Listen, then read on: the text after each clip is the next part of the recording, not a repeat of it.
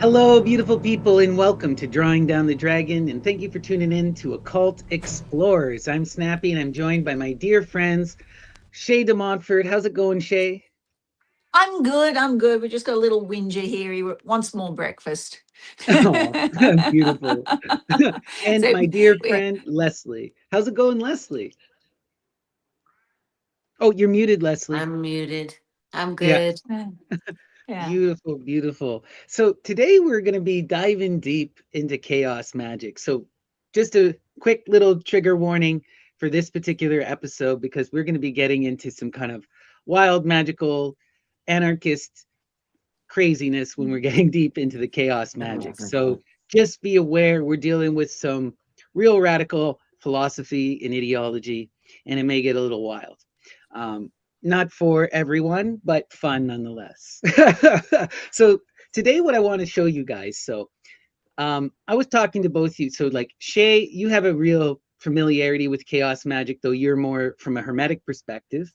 You Oh, grew yeah. up with the whole thing unfolding around you. And Leslie, you don't really have any experience with Not chaos magic. much, I mean, I used to go to the esoteric book conference. All those guys are doing that. Mm, I've Mm. been peripheral to, I think, any number of magical communities. They were probably does falls under that umbrella. What they were doing at the sex cult and to a certain extent, I mean, I grew up in California, so. right, right, But right. I was saying I didn't know anything about it, and I had a cram, and then I had a meeting with the my former students who became teachers, who I gifted the school to, and I was saying I didn't know anything about it, and she started giggling, and I said, "What's so funny?" And she said, "Well, this whole thing is that?" And I'm like, "What?" And she's like, "That's all we do is chaos magic, Leslie." I'm like, "Oh." She says you taught a class in sigils, and I couldn't remember having done it. So Oh, Mm. wow. That's yeah, Yeah. hilarious. yeah, Well, a lot of this chaos magic stuff, right? This is the thing. We're talking about the basic roots of one of the things what we see with chaos magic is it takes we have to define it right. It comes out of punk rock, it comes out of the 1960s and 70s, and it comes out of postmodern reactionary philosophy, right? So right, you take these kind of things and you apply it to the traditional magical systems, and you come up with this wild chaos concept. Yeah. It's really born with this group called the Illuminates of Thanateros, who were operating around this really magical bookstore in downtown London called the Phoenix. And they created a magazine called the New Equinox, sort of inspired by Crowley's Equinox magazine. Mm. And Mm. they would publish these radical philosophical essays. And the big thing within this particular group was we don't want to be into this idea of performance and ritual and pomp. We want results. We want people to show us what they're doing, and we want people to be serious. yeah, And we're taking this anarchistic perspective, right? The idea is belief in magic. All of these are tools, and tradition by God. Tradition doesn't matter. Rules don't matter. Whatever works is what matters. Is yeah. you know See, Yeah. is I the Yeah. thought idea. I was just an anarchist, and this was like unschooling, Right, But right, it right. turns out, right? Like I thought I wasn't cool enough. Like you have to dress all in black, and you have to be into BDSM and like Mason adjacent. I didn't know that that's what I was Mhm. doing. That's very Yeah. confusing. Though. I'm gonna have Yeah. to learn where it comes from because Right. it's clearly like the Crowley work. It's the water we swim in at a certain point because it had such a Mm. social impact. Mm. Absolutely. And this is what I kind of want to show today is that what we're going to do is we want to dive into the roots. So for this particular series, we're going to do a series of different parts. So this particular episode, we're going to focus on the antecedents of chaos magic. So what Okay. led Yeah. into chaos magic? Well, we're going to define chaos magic from its creator or its most important philosopher, which is Peter Carroll. And then we're going to sort of see the people that led to Carroll. So we're going to look at Eliphas Levi and Transcendental Magic, which is the most important Western occult magical book of the modern age. It revitalized the alchemical tradition, and it created the modern magical tradition, right? And then we're going to talk about Crowley's book 4, which is the most popular magical book of all time. This is kind of like, this is where we get like many of the most famous this is Crowley's best work, his most famous work, where we get most of his clear ideas from. And then we're going to look at Osman Spare, who's kind of like a reaction to those guys. He begins his career as a student of Crowley, but he quickly is all into his own stuff, and so we're gonna see how all of these parts kind of come together. And I think you're gonna love it, because when we go into people like Eliphas Levi, like it's right in your tradition, it's pure alchemy, right? But then by the time we get to Peter Carroll, it's something wildly new, But what do you think about all this, Shay? Well, all magic overlaps, and I have done a lot of chaos magic, enough to know that I don't want to do it anymore. So I think chaos magic can be, like you said, it came out of the punk tradition, which came out of the rock tradition, but it took the this of the rock to the this. And really that's what chaos magic is. It's giving the finger to all other magical traditions while at the same time employing them all. It employs all of them. So, like the journaling, we were discussing the journaling before, but most of Crowley's books are simply his journals of magic, and they want to turn their back on what Crowley did by doing what he does. It's one of those sorts of things. Yeah. They take elements of, so like they love Crowley and they hate him, right? They love Crowley. The big thing that you'll see the chaos magicians cite from Crowley above all is his application of the scientific method, right? Crowley was famous for saying the method of, the practice of science, the aim of religion, right? That was what he was trying to do. And they take it farther than Crowley ever did. And they get really, really, really materialistic almost to it. And to the point where you'll even meet chaos which almost makes no sense, but you get chaos magicians who abandon idealism and come into a sort of radical materialism, But I've always egoism, like Max Stirner, I agree with them on that point, because like if you're in West Africa and you're a magical practitioner in West Africa, which is different from voodoo, if you practice magic over there and you do something for somebody and it doesn't work, that's the end of your life. They will kill you. Right? You are judged on your results in most magical traditions, except in modern Western magic. That's where it becomes subjective rather than objective. So magic does have to have objective results, or it's not magic. And that is what the good thing that the Discordians did was like, forget all of this, psychological, subjective stuff. Let's get back into the, objective stuff rather than it being subjective. Well, that's the second part. So today we're going to focus on the magical roots and the magical tradition. But for the second part of the other half of chaos magic we have to talk about is the satirical tradition. And the satirical tradition begins with the Principa Discordia. Yeah, the Discordians. Hail Eris, right? And wild radical ideas playing with belief. And of course, we got to talk about the Church of the Subgenius. We got to talk about the Church of the Flying Spaghetti Monster.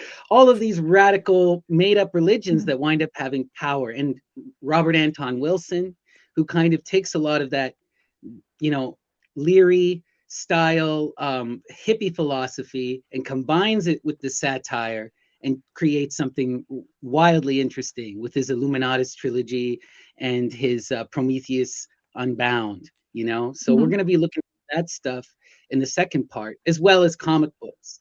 So these are sort of like, when I look at chaos magic, this is where it's coming from. On one hand, it's the magical tradition. And on the other hand, it's kind of like this radical anarchist satire tradition. Max Stirner, Principa Discordia, Robert Anton Wilson, you know, And all Peter of this, Carroll. Peter Carroll. Yeah. and Peter, yeah, well, all of Yeah. this pulls into Peter Carroll, right? Yeah. And that when he's writing in the 70s, we get all that kind of distilled, and it becomes modern chaos, you know. And then in the last episode, what we'll do is we'll look at people who come after chaos, after Peter Carroll. So we'll look at the Temple of Psychic Youth in Genesis P-Orridge. I want to talk about Hakim Bey in Ontological Anarchy, Peter Lamborn. And I want to talk about, you know, just some of the more modern different currents. So that's my plan, to do kind of like a 3-part episode for you guys. And if you can see that, if it's coming up on screen, but I've also worn as close to octarine as I can today. Just to it's as close as I can get. Yeah. Okay, so let's dive into my presentation here. We can just, you know, feel free to chime in, and we'll just take it as we go. So what I decided to do for my presentation was have a bunch of mostly quotes, but first we're going to start off with this. So this is the original Chaos Sigil. This is the sigil developed by the Illuminates of Thanateros within the New Equinox magazine. And this is the symbol that represents Chaos Magic. Oh, you got it right there. Beautiful. Oh, no, that's actually, this is it's Hindu sacred geometry. Right. So, and they did base it on scientific mathematical stuff. So, yeah, and one of the main things of the sacred geometry is taking magical squares and turning them into geometry. All right, so the 8-pointed square does come from the square of Saturn, which is a 3x3 square. So, and that's where Crowley got his symbol from as well. So, yeah, so they did base it on sacred geometry. So it does have a basis in that. So, yeah. Yeah, Crowley's is interesting, the universal hexagram, because wild magic, all that kind of math magic. But yeah, for sure, this is the thing with especially with the Illuminates of Thanateros, we don't get the most intense rejection of tradition yet. That comes with the Temple of Psychic Youth in Genesis, and others like her, you know. So with him, you're still having this root to the ancient tradition, which is kind of interesting. So let's dive in here and we'll take a look. So we're going to begin by checking out Peter Carroll. So Peter J. Carroll, he is widely considered the philosophical founder of Chaos Magic, with this book that he wrote called Liber Null and Psychonaut. Liber Null was published first within the magazine New Equinox in the 70s, and then Psychonaut was published in the early 80s, and they came together as a single publication first in 1987. So a year after I was born is when we're getting the real formulation of Chaos Magic. So this is a very new religious and magical system, you know, especially when we're talking about most of the stuff on this channel is like primordial African dirt, you know, like alchemy, right? So, but we're going to look at, what I want to do is start off by talking about his definition of magic, because it's really interesting how he approaches magic, and we'll get into this connects him to the other philosophers we're going to look at. So the first quote: magic is the science and art of causing change to occur in conformity with will. So anyone who's familiar with Crowley will know that this is Crowley's definition that he writes in first in Magic and Theory and Practice, but then is later assembled in his magnum opus book 4, right? So this is, he literally takes Crowley's definition, he just drops the K. And, you know, they really love that scientific approach. But to refine it through Carroll's perspective, what does he tell us? He says, from a magical point of view, it is axiomatic that we have created the world in which we exist. The magician can look around and say, thus I have willed, or thus do I perceive, or more accurately, thus does my Kia manifest. So this word Kia is actually borrowed directly from Osman Spare, right? And this is what he terms, is the word that he uses for the concept of the astral light, the astral agent, or the holy guardian angel from Crowley, right? Or what we call the muse, or the daimon, right? The true self, right? The highest divine that you're trying to connect with. But Carroll kind of moves beyond Spar, right? So for the last part, he says, magic is not just confined to consciousness. All events, including the origin of the universe, happen basically by magic. That is to say, they arise spontaneously without a final prior cause. So this is where we get into this idea of chaos. When they're talking about chaos, they're talking about the incomprehensible. They're not talking about this idea of nothing, nor are they getting into this idea of like radical, like, of too anti anything. They're talking about that primordial incomprehensible. To me, this really reflects into the Greek concepts, right? Like we see very similar ideas when we look at that idea of the great mother that we've talked about so many times, right? Out of the incomprehensible comes the light. That's the power of Hecate, of the Egyptian goddess Neith, right? She causes the sun to rise hidden from the earth, from the underground. So we still see this kind of, universal kind of magical perspective here. What do you guys think of this? So why don't they just call it the mystery? Because Because, it sounds like they're talking about something different if they yeah, call it something different. because they are really about separating themselves and creating something new. And Okay. they see religion as a problem, and they see much of the magical world as a problem, right? So they don't even like Crowley, right? They like Crowley's tools, but they don't like his philosophy largely. They don't like that initiatory kind of, this whole idea of the Hierarchy. mystery. Yeah, they Yeah, don't like they're very hierarchy. anti-hierarchy. Yeah, They're very yeah, anti-hierarchy, you know? yeah, And we have yeah, to see that, right? It's coming out of this anarchist punk rock reaction, right? mhm, Always. yeah. Um, But I mean, even though they're trying to create something new, I mean, that's the conundrum. They're standing on the shoulders of giants. Even Yes. yeah, Crowley, he went around the world. He saw the magical papyrus. He understood that the things that were the Greek magical papyrus had only just been, come to public consciousness when he went to Egypt, and he saw that this magic had to work. Otherwise, the Egyptian priests couldn't sell it.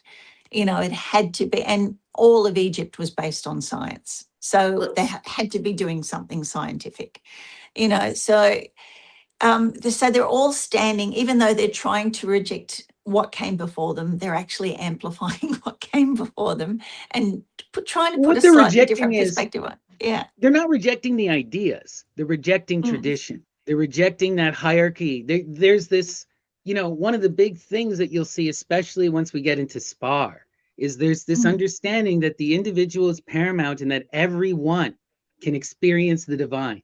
Everyone can come to the conclusions that Carroll has come to. There's no initiation needed. This is the natural reality of the universe, and we are all magical beings empowered in our consciousness, mm, right? So this is mm. the real radical element, right? Uh, It's Yeah. that Well, but democracy. yeah. at a certain part of your conversation, you're sounding like there was a time and a place where your magic didn't have to work, and this confuses me. I'm not familiar Well, it's with not so that. much that Well, it didn't have to work. It's that you get a lot of people that they make claims without proving their work, and they mm, don't engage in, so it's like, trust me, bro. And they throw out personal gnosis, and this has become such a taboo in modern occult circles because largely of these chaos magician perspectives, right? Your personal gnosis is personal. You keep that to yourself. What we're interested in is, were you able to manifest your will? Can you prove that exactly. you I did it see. right and that it That led kind. to I and that it see. Yeah. led to an action, right? So this And was the and big, while and while they're doing that, they're also acknowledging that everybody lives in their own personal universe and their own yes, reality is their own reality. I yes, mean, it was really the beginning of, like, organized religions are trying to force a particular framework upon you as this is the only point of view. And it was the beginning of us acknowledging that there are as many different religions as there are people. yeah, Everybody views everything differently, right? absolutely, But but the difference is, when something doesn't work, blaming it on the subjective experience of the person rather than the objective experience of what's actually happening in the world around you. But then is that your right. world or somebody else's world? But if it Well, overlaps into somebody else's world, then it's worked. Absolutely, right? One in the many, Yeah. but the one for us as individuals is paramount, right? And we Mm, have to, in chaos magic, they tell you got to confront the one first. You know, you got to or you got to confront the self first before you can mhm, ever face the shared universe. You know, but yeah, there's this whole thing too that we have to think about in terms of, again, this comes out of punk rock. So a big aspect of all this is poser, right? People playing and pretending and claiming that there's something that they're not. yeah. Authenticity is absolute at this time in history, right? So Mm, that's what these guys are all trying to prove, that they are authentic, prove that they can do what they say, and prove that they're not just putting on a costume, right? mm, yeah. And, anti-glamour, the punk world was anti-glamour, but it Yeah, became glamorous in its own right. And the word glamour yeah, is a magical word. If you're throwing a absolutely. glamour, you're changing your appearance, you're altering what's going on around you. It is every fashion model practices magic because she does glamour. Yeah, And they were anti that, but in the end, the punk rock scene had its own glamour. So It as sure much did. as they right. tried to reject it, they still manifested it. Yeah. Well, this Yeah. is the thing, right? This is the thing, right? Even as they go into ego, eventually they come out of it into non-ego, right? And It's then go just back into ego again. yeah. Well, we have that's part of the alchemical process, is it not? Yeah. So, Yeah. but let's see. So he gets into the will, which is also one of these essential elements that we see to the post Crowley traditions, right? Eliphas Levi and other people talk about will, but it's far less paramount. This idea really takes its root with Rabelais and with Eliphas Levi. Um, the earlier magical tradition, it was kind of understood. It's more implied, you know. So, but let's read what Carroll has to say about the will. So it says, will is not willpower, virility, obstinacy, or hardness. Will is the unity of desire. The unity of desire, right? So they're really talking about what Crowley would call the true will. So when they're getting into this concept of will, it also has to do with this universal concept that there is a way in which we can move in harmony in the universe. There is a way in which I can be a star and you can be a star and we don't collide, right? And that is a very Crowleyan idea. And Carroll's kind of playing with this. Like everyone, if we are truly living in a harmonious, willed way, we will be in pure beauty, you know? And that's what they're striving for. But the problem is, there's that lesser individual will. And what they're trying to get people to come to is this cosmic will, right? So continue here. It says, the will can become magically effective only when the mind is focused and not interfering with the will. The mind must first discipline itself to focus its entire attention on something meaningless, on some meaningless phenomena. If an attempt is made to focus on some form of desire, the effect is short-circuited by lust of result. So the other thing that they were really get into, Peter Carroll, is this idea of lust interfering with will, right? And that the true will comes from this primordial childlike wonder place. We see this within the Dionysian, and you see this explicitly within Eliphas Levi, right? This concept of the will for them is far more related to that almost Tao flowing with nature idea, right? So you have to break free of lust and actual want. The key here is to be following where you're meant to go. And if you're truly connected, you'll be living pure joy, right? Does that make sense? Oh, yeah. Mm, yeah. So the magician, we'll read this last line here. It says, the magician therefore seeks the unity of desire before he attempts to act.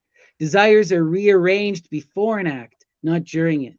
In all things, he must live like this, as reorganization of belief is the key to liberation.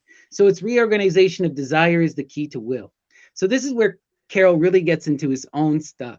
So what Mm, he's getting at, and we see this explicitly within sigil magic, is there's this idea that you got to drop out of mind. That is, if you're too focused in the ritual you're doing, if you're too aware, then your lust and your mental limitations will cloud the results of your judgment of your magic.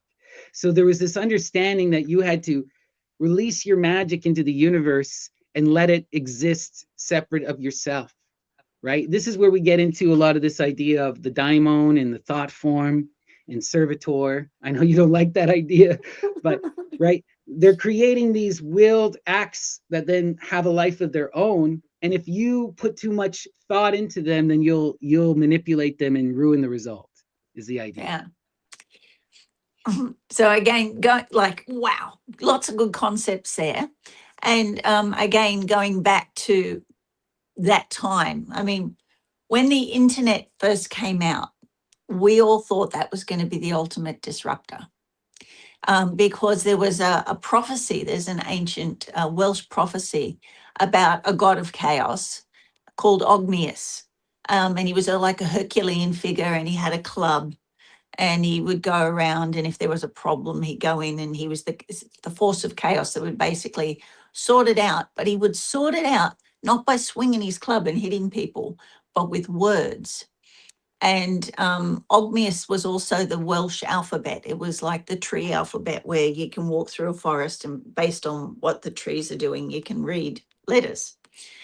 And so we were thinking when the internet came out that it was going to be a thing where this new form of writing, this Ogmius, would come out that would be the disruptor, and that everybody could have their say and everybody would be a star. And now it sort of has gone that way. Like we have got things like YouTube where we can all have a say and everybody can have their 5 minutes of fame on the internet. But by the same token, now that new form of writing is trying to be controlled as well. So it did start out as the disruptor, right? And, even though it was created by national security systems, people started using it for this disruptor thing.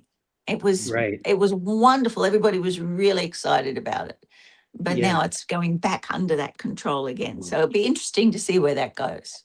It's interesting too when we look at we'll get into this once we get into some of the later chaos writers, but like a lot of these chaos magicians have radical ideas about technology, and they're really don't, and like for example, Hakim Bey, Peter Lamborn, he invents this whole idea called technopathy, or like it's technopathocracy, and it's idea of technological sickness that has poisoned and disconnected us from the Mother Earth.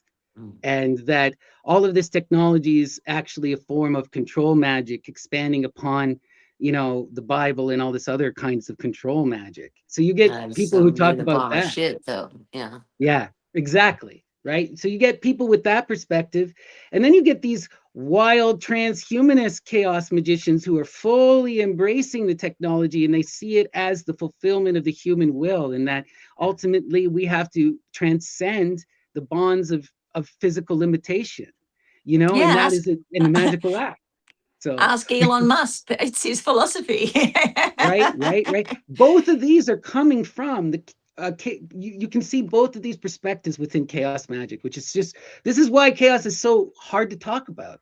You got radical people returning to the earth, and you got other radical people who want to go to the stars, and they're reading the same books.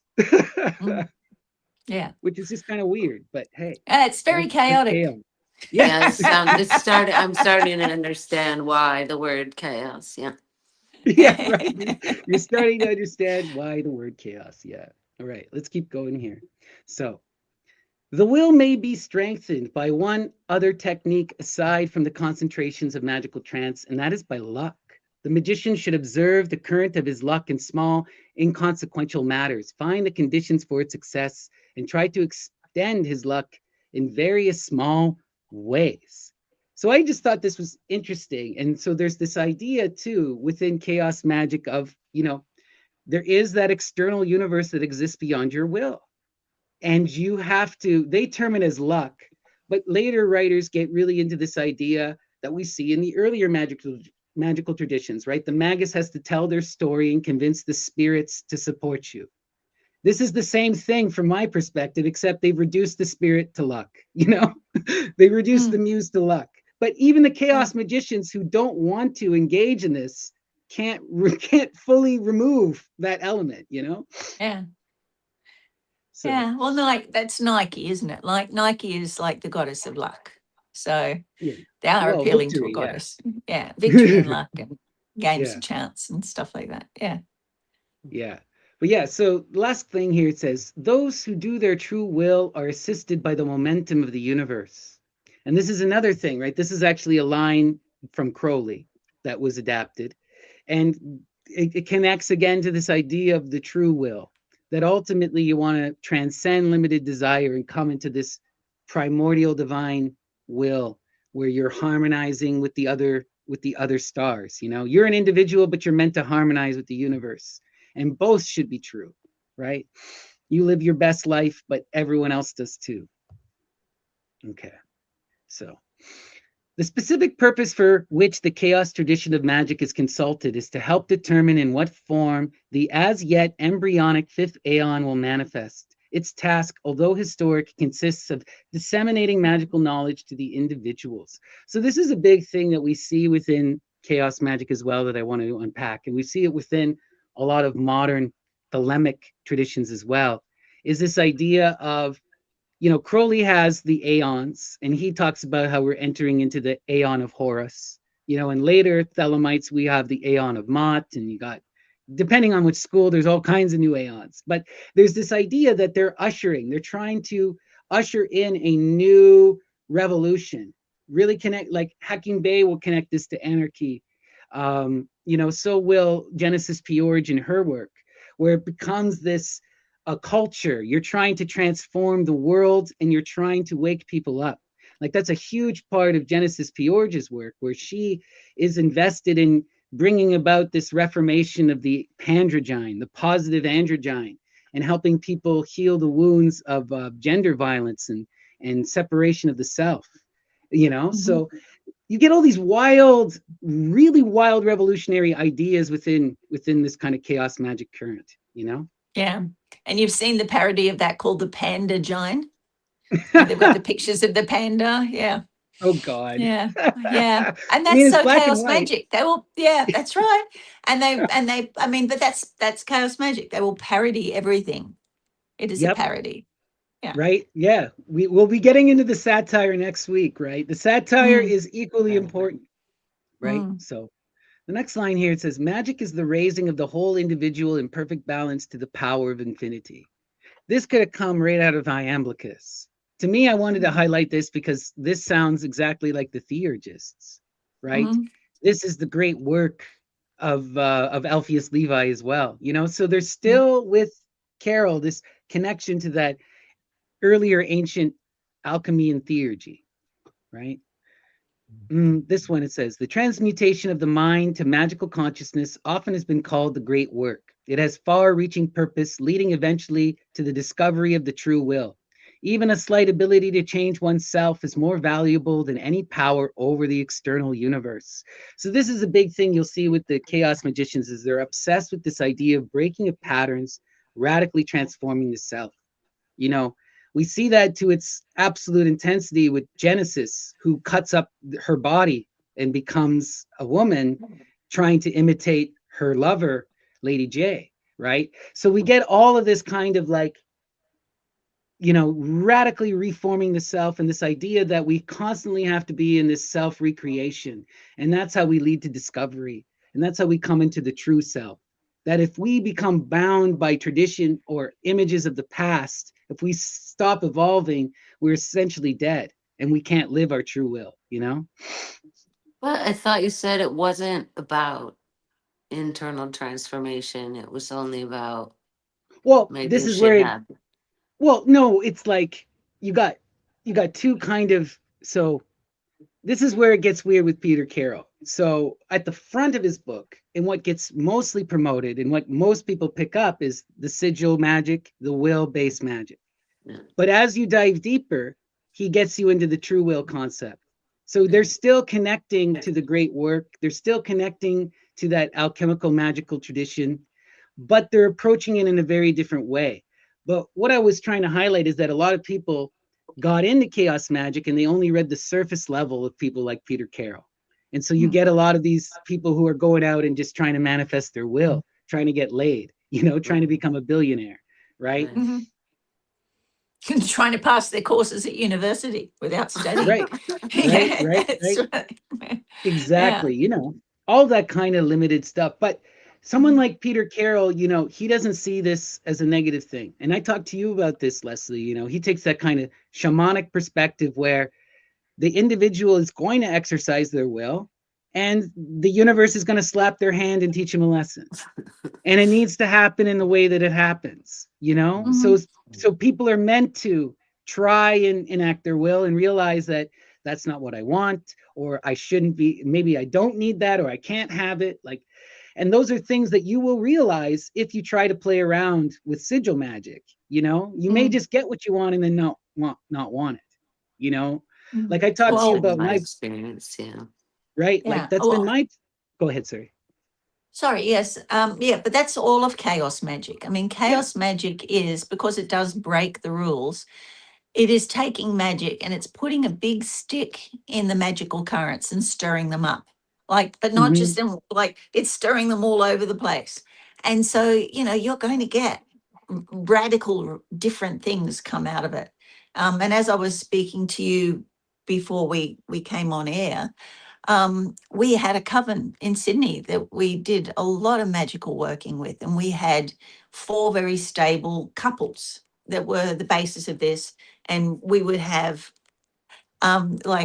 40 people would be most of our public workings, but we could have up to 300 or 400 turn up for some of our workings at times. And we were doing very, very good work. And then Kale, one of our members, we used to have his coven stead at his house, got into chaos magic. He made us all popes of chaos. So issued us all with our official pope card, because everybody who practices chaos magic is a pope. So and when he stirred it up, all the relationships except all of them broke up except for mine and my husband Ken. Right. But we saw what was coming and we grounded the energies. We were like, okay, we can see this tidal waves heading towards us. You can feel it, like being in the ocean and surfing. Like you can either get pulled out with a rip and drown, you can struggle and swim sideways across the rip, or you can get up on top and surf the waves back into the shore. So we sort of felt those waves coming and went with them rather than against them. And we were the only couple that survived as a couple. And the couples ended up in a very messy, chaotic breakups. And 2 of them died. So, yeah, so you've got to be really careful what you do when you stir things up without a clear outcome and a clear structure, which is what happens with this chaos magic. Yeah. So that's Yeah. why I decided to step back from it and do more structured magic again. Yeah. Well, Yeah. but the same thing Mhm. will happen at a session. Like there Mhm. was this couple that came and they wanted to like celebrate their anniversary, and my Zen teacher was like, "Oh, don't do that. Couples break up all the time when they come and do a Zen retreat together. it Mhm. it it'll bring up more than Mhm. you want it to. Yeah. Yeah. Right. I also Mhm. find too, like with the chaos magic, because it's usually focused on a person, right? Like one, if you got if you got people who are too strong in their ego and they're trying to Mhm. dominate the other people, it's never going to Mhm. work. Never going Mhm. to work with, like, because you don't have an intermediary spirit. There needs to be that love energy. You need to be in mutual reciprocity and flow. Otherwise, Mhm. it's going to just egos flying everywhere and you're going to destroy each other's magic, which is what sounds like exactly happened to you, Shay, is that you guys weren't Yeah. in that love and flow with that person and Yeah. their ego ran Yeah. amok. Yeah. Well, yeah. I mean, we were very much in love and flow with each other. Um, Right, right, we right. loved each other, but we didn't love each other. Yeah, yeah. But but what happened was any small problems did come to the surface, which is what generally does happen when you're using chaos magic to develop your individual. But we were using it as group workings, and we did a huge group working with 200 people, and we decided to use the pantheon from the Hitchhiker's Guide to the Galaxy as our deities. And people in this very traditional setting were like, what the hell are you doing? Some people got it and other people didn't. But what happened was, like, 2 of the couples they were like CEOs of big companies. Huge, terrible fight. They broke up. I think they call each other Death Eater now. And one, the gentleman that did the Pope cards for us, his relationship broke up. He ended up going to Thailand and met the love of his life, who was a lady boy. And his wife ended up going to Scotland and marrying a very big hairy man, and so everybody was removed from everybody and we could no longer function together. Yeah, but it sounds That's a like happy that ending. they must be Yeah. much happier if their desires were so different from what they had. They were happy together. They had a family, but it just ended up creating small things that came out, and that people end up going their own way. Yeah. Yeah, that's the There thing. was That's the thing. Go Yeah, ahead, there sorry. was one couple in there, and one was a transsexual person and an American, and they eventually ended up. And the transsexual person, who was like, "This man is the love of my life. I've only ever wanted to be with a man," ended up in a lesbian relationship with another woman. Yeah, so it was like, Who knows, right? Life is what yeah, so happens to it you when was you're making chaos. other plans. It was total chaos. It really Yeah. was total chaos. And it was You know, only after we started doing those as a group within our coven for a purpose and for a higher mhm. purpose as well. It wasn't for individual purposes. I've But I've yeah, told this, I've told this story a bit, but I've had some yeah. serious success with sigil magic. Oh, So my sigil first, magic's good. Yeah, on an yeah, individual basis. But this right, was a right. bit, But Yeah. I Not mean, prescriptive. Yeah. Yeah. yeah, but Yeah. it sent me on a journey is the thing, right? So Mm. like yeah. what I did was I got really into, and I always recommend this to everyone. Grant Morrison, go check out the Disinfocon lecture. It's like 20 years old at this point, but I'll send you the link, Leslie. It's that lecture changed my life. I was a comic book nerd and I didn't really know much. It was one of the first things I ever saw on YouTube. I was like 16 and it rocked my entire world. It introduced me to so many concepts and I've never looked back. And it one of the things it taught me was how to do sigil magic, and I did sigil magic and I became a professional body percussionist. I got on the Tonight Show, I did a commercial. Now, I had that skill. I could do this on my own. It didn't give me the skill, but it made me go viral to the point, like within a couple days, it radically changed my whole life. But Mhm. I am such a Virgo. I hated it all. Okay. I did not want to be in the center. I did not want to be on stage. I did not want to be traveling. I didn't want to be dealing with all of the insane stuff. I didn't even like it when people recognized me after my videos went viral. I was just like, everything about it just turned me completely off.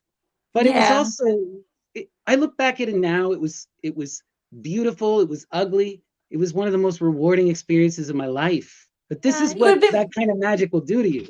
It'll much send easier. you It would have been much easier for you if you were a Leo. right, exactly.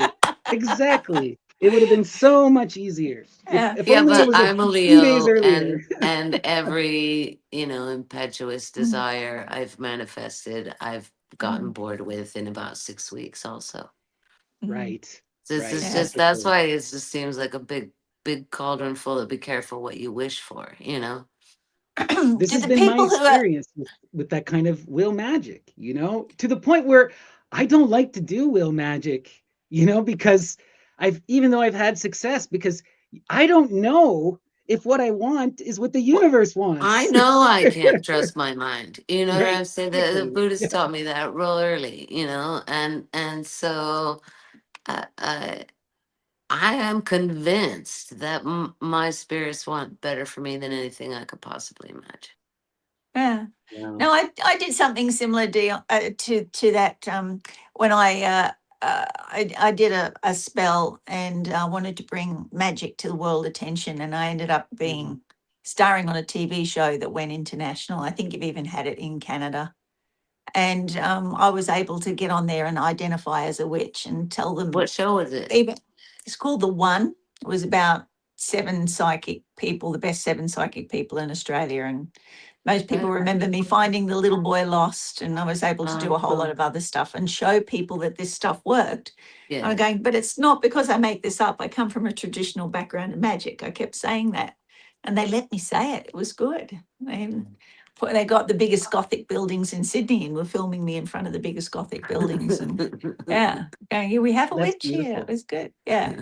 So, but do our viewers understand what sigil magic is? You know, it's like, it is something that can work really well. It is really, really simple. Mhm. And in a nutshell, to explain it in a super quick nutshell, is if you write down your intention, write it on a piece of paper as simply as you can, then condense it. You can use any language. You can use Greek, you can use English, you can use hieroglyphs as well. And then you have a look at it, eliminate any repeated, I'm going to say letters, because with hieroglyphs, they're symbols. So any repeated symbols, and you want to condense that down and then turn it into a piece of art. I usually use an O or a circular symbol as the outside, and then turn it into a piece of art that your subconscious can work on. And then what you want to do is focus on that, meditate on it, have a mantra, maybe say over and over again what the sigil was. With the Temple of Psychic Use, that would actually put the sigil on a big piece of paper, put it on the white noise on a TV, right? And let that go into your subconscious. But the idea is to Yeah. get that symbol into your subconscious so that you are harmonizing with the universe out And there. this is where it gets interesting, because that's the real hard part that people struggle with, is you have to enter into an ecstatic state. And you Mhm. can do this in a variety of ways. Like the Temple of Psychic Youth in Grant Morrison, they recommend the orgasm, because Yes. most people can Yeah. have an orgasm, and it's fun and it's simple, and you can do it on your own or with a partner, you know? Yeah. So this is Or a several really easy partners. way. Yeah, it's an easy way. Like, stick the sigil on your partner's forehead, stare at it, and then come together, you know? Yeah. This is the That's what the thing, like, Beatles wrote about. Come right, right. together right now. That's what it's about. I know, wild Yeah. stuff. So, But but yeah, yeah, that and that I teach that orgasm. with tantra. Mm, You know, if you have a signal, and then you can anoint it with your amrita, with your sacred juices afterwards, and you can either put it in a place, meditate on it, or burn it and release it into the universe. That yeah, does Well, see, like work. the because now thing I'm with remembering that the class I yeah, taught on talismanic magic. But when you say that, I'm mm, Mm. thinking, you have to take the magic square and draw your little lines, and then you're going to turn in this amulet you're going to wear on your black outfit. Like Mm. the yeah, that's far more there's traditional. But and there is, it is connected to that, but it's mm, also reinventing it in a very modern subset, right? well, if And you're this making sigil art, magic that comes that directly from that's that's Spar. a much broader scope. Mm. Right. Mm. That Like the big thing with Spar is he was all about spontaneity and really getting into like this kind of magical Ecstatic creativity. state. Yeah. So he was Yeah. all about these ecstatic states. And he used to do, Yeah. like, for him, his big thing was called the death posture, where he would stand in this way with his arms back, and like it would, I'd have to find a picture for it. But what it does is it forces you into a state of where you can't fully breathe, and you start to cut off oxygen to your mind, and you'll enter into like a ecstatic trance state, or you can hyperventilate and pass out. He was an intense dude, but this is what he was doing. And he would get into these states of, it's the same thing as an orgasm where your mind stops. But he claimed Mm. that by doing this death posture, he can maintain it for minutes at a time. Yeah. You know, So yeah, there you go. She's doing it. yeah. Yeah. Yeah. And you So would go into this place where he would totally break down all thought and be completely one with the self or the mhm. universe. And it's Mhm. from that place, then he would start creating art. So you'll see, I'll have a picture that'll show later where he'll close his eyes after he'd enter this state for like a minute, then he'd pick up Mm. his paintbrush and start painting with his eyes closed. And Mm. so half of those ugly drawings that you see that you didn't like, I love his art, but they're I like do too. single Yeah. line figure drawings that form and merge and have these really fluid forms, and it's Mm. really wild. Mm. And he was all about, he created his own hieroglyphic system. he did all of this kind of, he had all of this sigil symbol magic, right? And he had this whole idea called the alphabet of pleasure. And like his thing was also just breaking down morality. Like he was all about sex and love and the feminine tradition. Most of this stuff he claims to have learned from prostitutes, and he loved the prostitutes, and that's what got him in the end. But you know, he was a In beautiful, he was what an interesting sense? guy. He got What got sick. him? He Oh, got you got sick. No one syphilis? knows for sure, you know, but as far as I read, but yeah. And he's lost a lot of his money. He spent all his money on this kind of stuff. But an interesting character. But we'll get into him in a minute here. But Yeah, I mean, and he did base it on that, like when you go into the death posture, like if you've been sitting at a desk or if you've been painting for ages, you want to stretch back, it does give you a reset. Yeah. right, But yes, right. but sex is a lot more fun. Sex is a lot more fun. Yeah, yeah. The other thing, like, you know, you can do like the traditional African stuff, which I do a lot of, which is dancing and drumming. That gets me into ecstatic states. Now, I didn't learn this from a traditional tradition. I just picked it up being a drummer, but you can enter an ecstatic state through dancing, easy, no problem. You know, you can enter that ecstatic state through meditation too. If you, it takes a lot of practice, but people Yeah. can do that. You know, the And point rhythm is you and want to get into that no mind. But what I found is the orgasm is the most easy for 99% of people. yeah. Some people also do the pain stuff, like cutting themselves, but now you're getting all gross. You can get sick. Mm. You could seriously hurt Mm. yourself. You don't need It's to, messy. It's right? messy. Right. Like, you don't Somebody's need to got do to that clean it stuff. up. Yeah, you don't need to necessarily do that. But And some but it's chaos magicians also do. sometimes what comes easily is not the thing that's gonna move the energy. So Yeah, the one that's I true. hold in most is my anger. It's never gonna be okay. It's a big, Right. none of you have seen me angry, and you probably won't. But when I lose my shit with my spirits and I throw a fit, they laugh at me, but it moves the energy because that's the energy that is tamped down in Mm, me.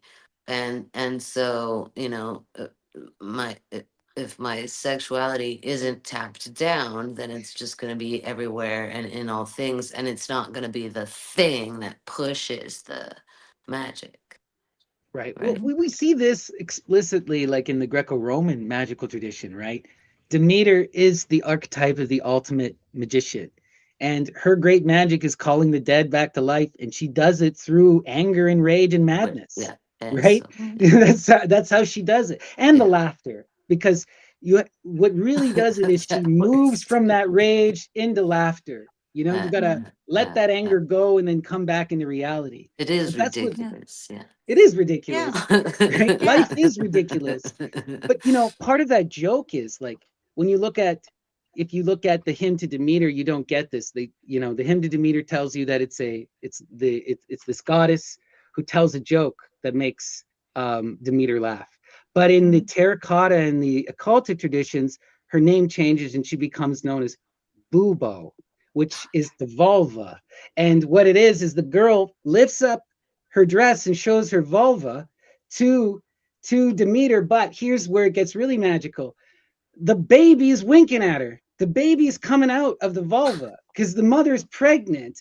And so this is also a distinct realization for Demeter. Her child will be born again. Mm, We mm, all resurrect. mm, And that's why she mm. starts laughing. And that's why she breaks out of the rage because she realizes, yes, I am going to call the dead The back to life. circle of love. Right. And she sees that in the child of Balbo. But it's this absurd, ridiculous moment. You know, the woman literally flashes her. You know, and sometimes you'll see where it's the baby grabs her breast, but most often it's like the vulva. You'll even see these Yes. terracottas of these vulvas with a face. Yeah. It's wild stuff. That's good. That's Yeah, there's a Japanese dance, a Japanese sacred erotic dance where the equivalent of that happens to bring the sun out again Oh because wow. yeah, yeah. so she hides behind her brother is having a fit. Her brother, this thunder, is throwing so she hides, and so the goddess, I can't think of her name at the moment, but she jumps up on a barrel, turns Amaterasu the barrel Omikami. upside. Amaterasu Izumi, sorry. Omikami. Yeah. Amaterasu Omikami. Yes. She She turns hides the all barrel. winter. Yeah. Yeah. So Amaterasu is the one that's hiding, but Izumi is the one that turns the barrel upside down. So she's got like a table. She starts table dancing, and then she stands on her head and winks her vagina at Amaterasu. And everybody starts laughing. And Amaterasu's like, what is everybody laughing at? I've got to come out and see. And she sees what's happening, and she starts laughing too and completely forgets the fear of the rage of her brother. So, yeah. Beautiful. Yeah. Hilarious, right? Yeah, and you can go to Japan to this day, and you have to pay a lot of money to go and see this sacred dance, because it is a sacred dance at the temples. But yeah, it is a glorified sacred table dance where they Oh, take you wow. in, and it's very well respected. But it's yeah. All right. But yeah, Well, sacred tradition of pussy winking. yeah. The only last thing I wanted to say about sigils is just that, in its first conception by Spar, he's keeping the sigils and he is turning them into art. By the time you get to Carroll, he's burning them and he thinks you have to abandon them completely. Okay. And this is a big debate within chaos. You'll have all these various positions upon this, whether or not you have to let the idea free. But this is also, to me, this connects to the earlier magical traditions and that kind of childlike wonder that they talk about in the alchemical. You have to return back to that, that acceptance. You have to be in that Lao Tzu energy. But let's read more here what we're saying from Carroll. So now we're going to talk about more about this transmutation stuff. So it says, in the work of the adept, the aspirant has risen above the use of all symbolic systems, save reality itself. The playthings of the initiate, sigils, gods, demons, and the instruments of the sorcerer become reabsorbed or retained only for teaching purposes. So this is the other thing that a lot of people, I wanted to point out, miss with this chaos magic, is that you're supposed to move beyond the symbol set. You're supposed to move beyond the will magic. The will magic is a tool for the great work, right? During the work of transmutation to magical consciousness, the adept is completed and becomes one who liveth chaos in perpetuity. The force may take the adept anywhere, perhaps to project the requisite personality dualities and gather persons to form autonomous satraps of the Illuminati, or perhaps simply to withdraw manifestation from the plane of duality entirely and cease to exist. So once you enter into this idea of pure magical consciousness, you become one with the chaos fractal, and you can therefore explore any aspect of reality, and you can explore any reality, any dimension, any dream, any form, any being. And this is what they're looking to do, is to become that godlike being. So the magician aims to become a center of creation and destruction, a living manifestation of the chaos force within the realm of duality, a complete microcosm of God. So you become that full balanced androgyne, you reform the Fawnies, the Rebus, and from that place you're able to enact your will upon the universe. Right? To me, this is just the tarot. This sounds like the path of the Magus, just formulated in modern language. What do you guys think about this? Oh, the chaos star is just it's the wheel of the year turned inside out. Yeah. Yeah. Right. It's that classic swastika, right? The Yeah. star of Hecate, Sirius, right? Mm-hmm. Wild.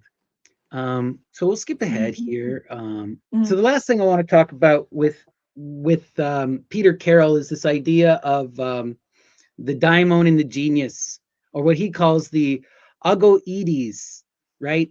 So he's obsessed with this idea of,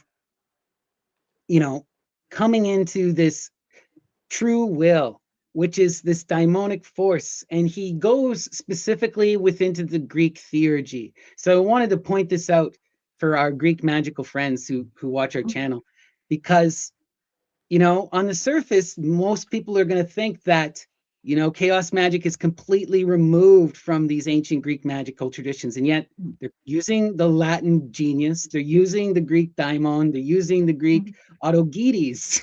They're still very much within this tradition. Now they're also taking from Osman Spare and the Kia, but there's still these roots here.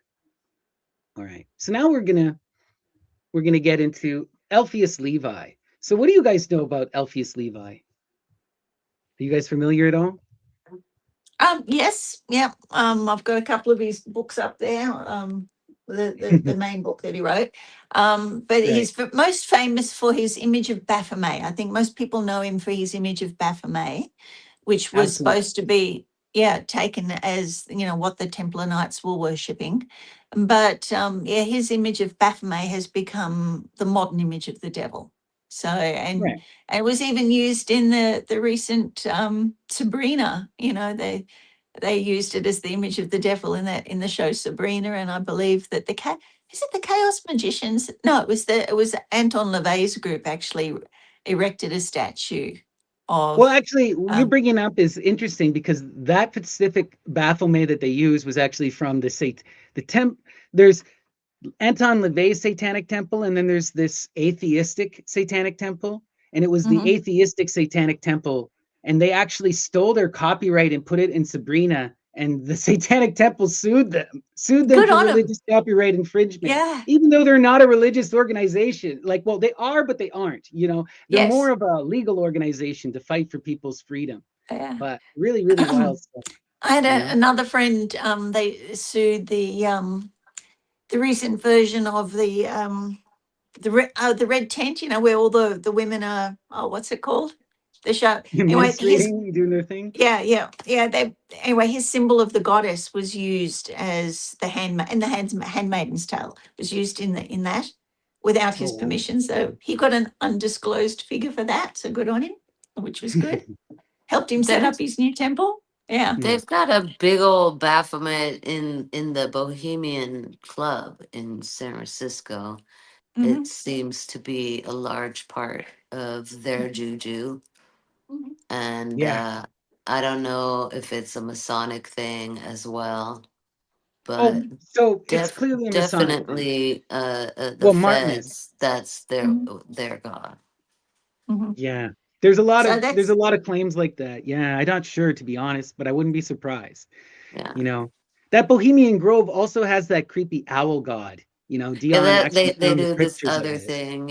Also, the creepy owl god is Athena that they have there. That's what it is. I don't know. They're calling it. They don't call it Athena, right? And those people are creepy. They remove any reference to the feminine from anything they do. Yeah. That's powerful. That's the Baphomet that he uses. So it's got the light of the universe. It had the wings because it was a daimonic. It was the androgyny. And he had the as above, so below, but I've lost a couple of fingers here and when we moved. And his phallus is the caduceus, and it's poking out of his pants. That's right. That's what he's not hermaphroditic. He is hermaphroditic. He's got the breasts and but he does have a phallus but it's a caduceus, which is kind of like, a yoni and a phallus combined. So it's interesting. Yeah, but it was supposed to be they're two separate things. The Bohemian Club is in San Francisco, and they've got the giant Baphomet in the theater. The Bohemian Grove is up in the by the Russian River, and they do the cremation of care, the bastardization of the Egyptian ritual with this owl that they don't call Athena, but clearly. The messenger of the civilizing force. So it's, what did Athena call her owl? I forget. But it's man. Yeah, so it's the owl of Athena. It's supposed to be the messenger of the civilizing force of the world. It's the automaton. I'm trying to remember what it's the owl of Minerva is usually what it's called, but I'm pretty sure it has a name. I don't remember. Yeah, it does. It has a name. I can't remember. Yeah. Right. But anyway, the thing with Eliphas Levi, like when I was in religion studies, Eliphas Levi is widely considered to be the most important figure for the modern magical tradition. His book, Transcendental Magic and the History of Magic, right? He wrote a couple different books that get translated by. So the big thing with him is that he is coming out of the Martinist tradition, and he's coming out of, you know, the Roman Catholic priesthood, and he's kind of this radical communist and socialist. And we have to remember that at this time, a lot of those Martinist Masonic organizations were all about bringing about a revolutionary liberation kind of philosophy. And so Eliphas Levi is kind of interesting because he's both radically Christian and also kind of pagan. And what he does is he synthesizes and he makes very clear into modern philosophical language a lot of the Rosicrucian, Martinist, Masonic, and alchemical ideas that have been lost. Yeah, so this is his book here with the Baphomet. She's got it there, Transcendental Magic, right?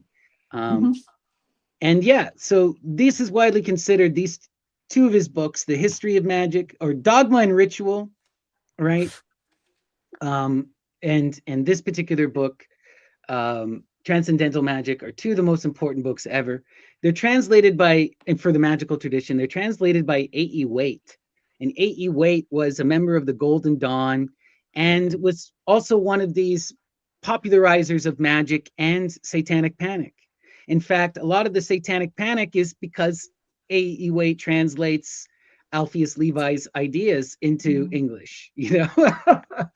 Yeah, it's published by the writer company. What was he writing in? Is a French guy? He's a French guy. Yeah, French Martinist, communist, radical, really interesting character, you know, but he's still a Christian and he's constantly yelling about Satanists, anarchists, you know, so it's kind of interesting that he becomes the root of this later anarchist tradition when he's so vehemently against the anarchists, right? You know? Right? So, but we're going to get into him. So this is what Levi defines magic as, sorry. Magic is the traditional science of the secrets of nature, which has been transmitted to us from the Magi. By means of this science, the adept becomes invested with a species of relative omnipotence and can operate superhumanly. That is, after a manner which transcends the normal possibility of men, right? So it's this idea that you're transcending and coming into this empowered magic of the God. You're becoming into the Godhead. And he also connects it to the Magi tradition. And he says explicitly that this information that he's presenting here is the synthesis of Eastern and Western alchemical magic as brought together from the Median tradition. You know, and this is kind of wild because a lot of these threads has been lost, but Eliphas Levi references Medea's dragons, references the Magi directly, and gives them credit. Not ancient Egypt, but the synthesis through the Magi, right? Egypt is its ultimate root, but yeah. So let's read this here. It says, behind the veil of all hieratic and mystical allegories of ancient doctrines, behind the shadows and the strange ordeals of all initiations, under the seal of all sacred writings in the ruins of Nineveh or Thebes, on the crumbling stones of the old temples, and on the blackened visage of the Assyrian or Egyptian sphinx, in the monstrous or marvelous paintings which interpret to the faithful of India the inspired pages of the Vedas, in the strange emblems of our old books of alchemy, in the ceremonies at the receptions practiced by all mysterious societies, traces are found of a doctrine which is everywhere the same, everywhere carefully concealed. Occult philosophy seems to have been the nurse or godmother of all intellectual forces, the key of all divine obscurities, and the absolute queen of society in those ages when it was revealed exclusively for the education of priests and of kings. So he's occulting it, but he's telling you, I'm going back to the ancient feminine tradition that has been removed. And this is the true magical heart of all ceremony and all religion, right? Is this Magi feminine magic, right? For this science, said the crowd, there is nothing impossible. It commands the elements, knows the language of the stars, and directs the planetary courses. When it speaks, the moon falls blood red from heaven. The dead rise in their graves and articulate ominous words as the night wind blows through their skulls. Mistress of love or of hate, the science can dispense paradise or hell at its pleasure to human hearts. It disposes of all forms and distributes beauty or ugliness. With the rod of Circe, it alternately changes men into brutes and animals into men. It even disposes of life or death and can confer wealth on its adepts by the transmutation of metals and immortality, by its quintessence or elixir compounded of gold and of light. So he's trying to, again, show you the magic, show you what this magic is doing and connecting it to that ancient feminine tradition through the rod of Circe, through He's the doing his glamour. lab work. Yeah, he's doing his lab work, certainly. But he's occulting it, and he's putting, what's interesting about him is he occults the lab work and he puts the philosophy forward, right? Which you don't see in the earlier traditions. It's the reverse. The philosophy is hidden, right? And they refer to the philosophers of nature, which is the tradition of the alchemists, but they do it in a sideways way.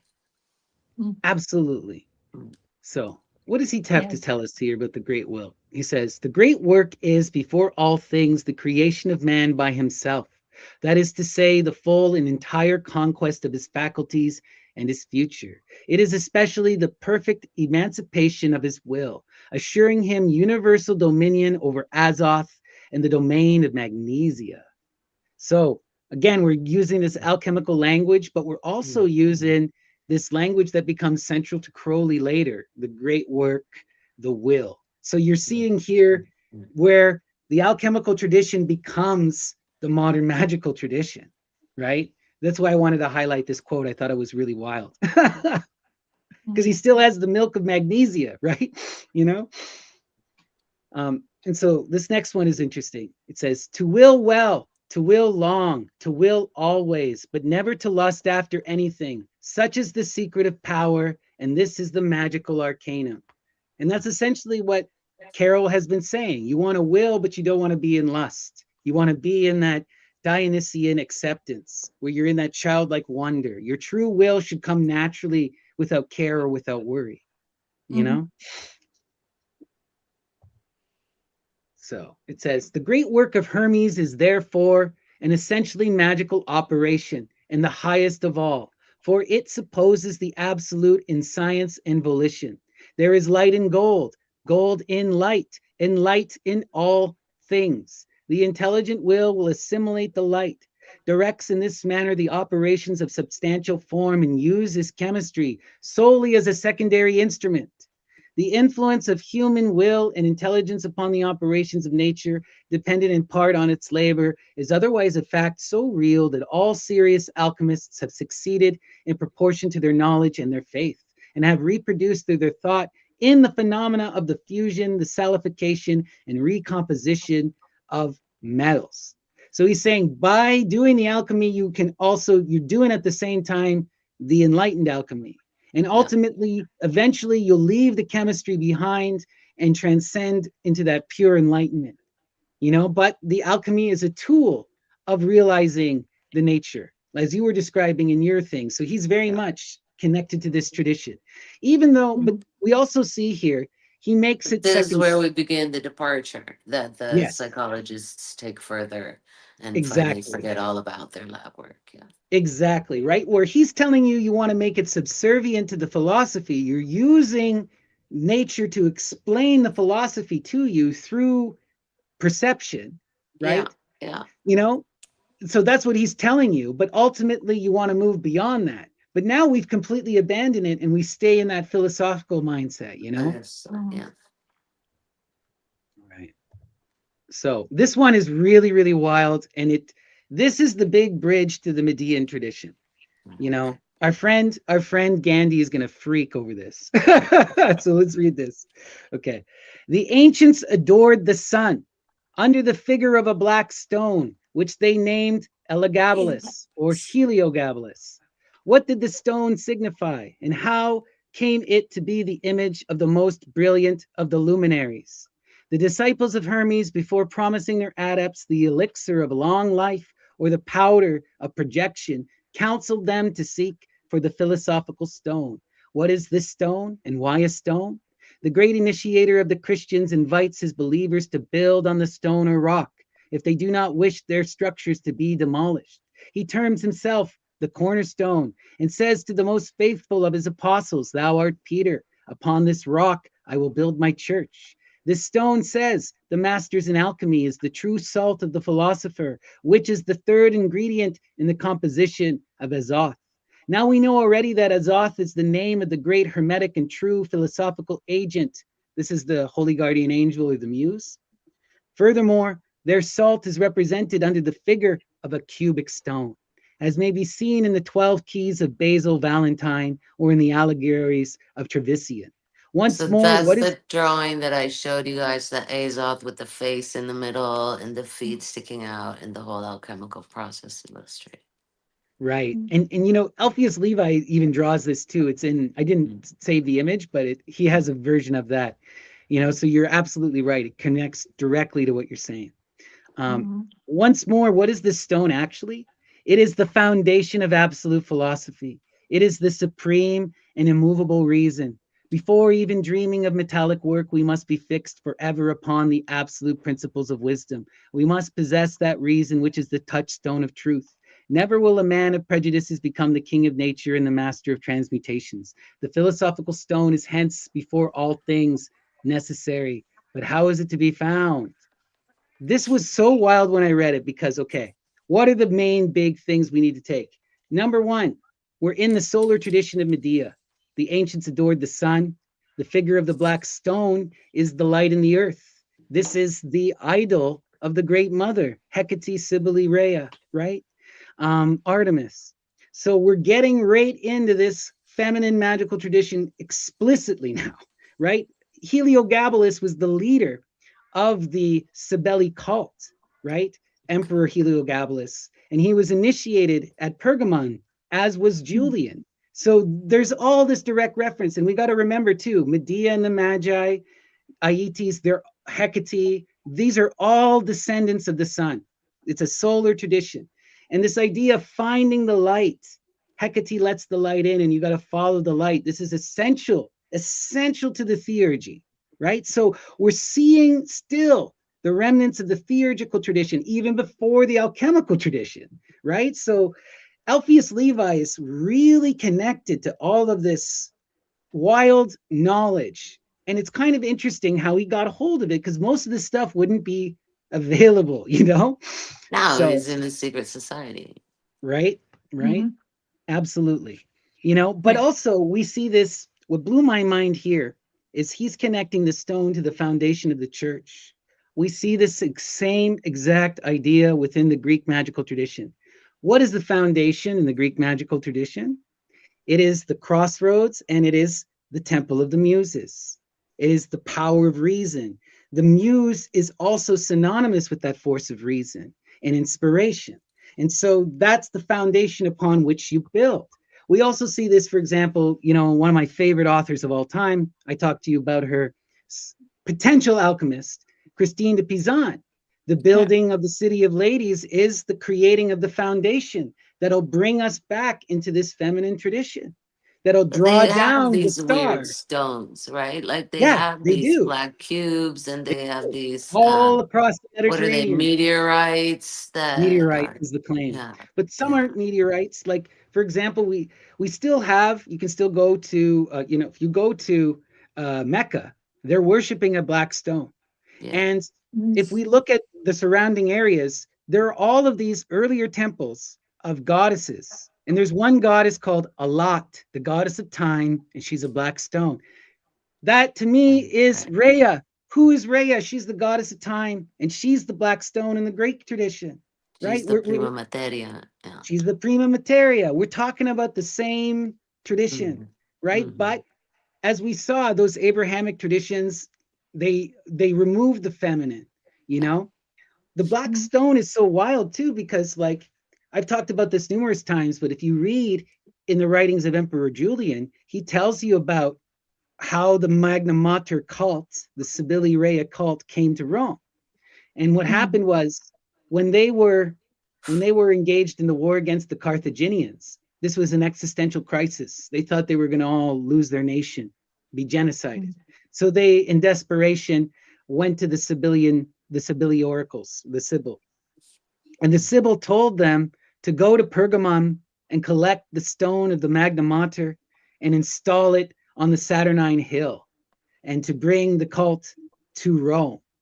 And this eventually leads to Heliogabalus becoming the emperor, who was the head of that Magna Mater cult and was a non-binary person engaged in this reformation of the divine androgyne, right?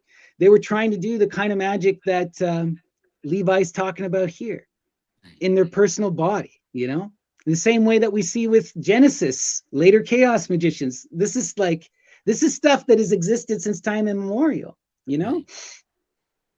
So it gets really wild.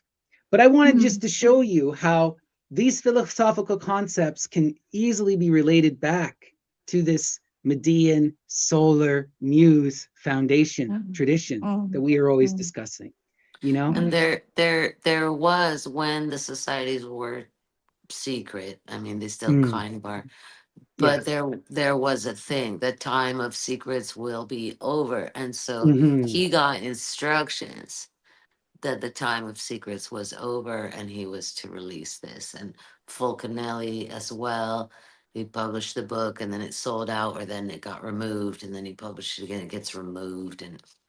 And so Crowley claimed the same thing. He claimed that his personal muse is Aiwass, right? Which could also be a deity. It's a bit confusing. But Aiwass, right, told him to reveal the Golden Dawn secrets, and he did. And that's why so much why the Hermetic tradition is as popular as it is, Well, that in the sex cult was the same. I walked in, I'm like, I'm sorry, who told you this, who gave you this information? And she turned around and said, the time of secrets is over. And you can't refute that, I had misgivings. This was for me, it was stuff that I was told was a big secret, right? So right. yeah. But it's over. Things are kept secret for a time of revealing. That is always the way. There is a time of revealing. There is a time when secrets are meant to come out. And there seems to be this cyclical energy, the goddess worshippers, when we look, especially like within the Greek and the Roman, there's this understanding that the child will be born again, and that the goddess, the Virgo, right? We see this in the Romans specifically, like in Virgil and in Ovid. Estrella, at the end of the beginning of the Iron Age, the end of the Golden Age, she sets herself ablaze and takes off because the world is too ugly. And the thought, though, is that she's going to come back to usher in a new cycle. But only if we're nice. We are showing no signs of being nice. I mean, I know. This is why we wonder, supposed to be how are we supposed to bring her back? Stop doing it. Yeah, that was part of the thing that drove Crowley mad. He I mean, this is largely debated, but there were claims that on some of the last things he said before he died was lamenting the fact that he never was able to bring her back. He was supposed to be the beast who called the Virgo, and he didn't. He's the one who said that, Yeah. And a lot of people relate that to his daughter that he lost. That was his child. And his magical child that he put so much effort into creating. And then later Jack Parsons and the homunculus. Oh my God. Yeah. Poor Marjorie Cameron. And the thing that blows my mind that I hate about that story so much is that Marjorie Cameron would have been down. Why did they lie to her and try to impregnate her? Why did they have to abuse her? Like, man, she was into it. Like, it's just so ridiculous. Oh, those guys were just so weird. The Parsons stuff was just, man, that guy, Crowley calls him out, and called him an egoist and said he was going to blow himself up. And what did he do? Yeah, I know. But remember he did all of his workings with the founder of the Scientologists as well. Did a lot of the workings with the founders of the Scientologists. Yeah. So, yeah. And that guy, but Crowley clearly... This is what makes this book so important, right? And Waite is famous for mistranslating things to his own will. So if you can get Yeah. it in French as well, it's even better. But But it's a foundational work that you can see it's falling apart on me. The pages are literally coming out of it. I resisted getting it for a long time. And as you were saying before, because it's true to so many magical traditions, this was in the library of a Hare Krishna. Oh, Society. wow. So and I the love and it. awesome. the gentleman who was the Krishna gave it to me, and I was in the Theosophical Society at the time, and he actually bought it and gave it to me. And he said he had sold it, like they had a secondhand book, and he said he just sold it back, so he bought it back and gave it to me.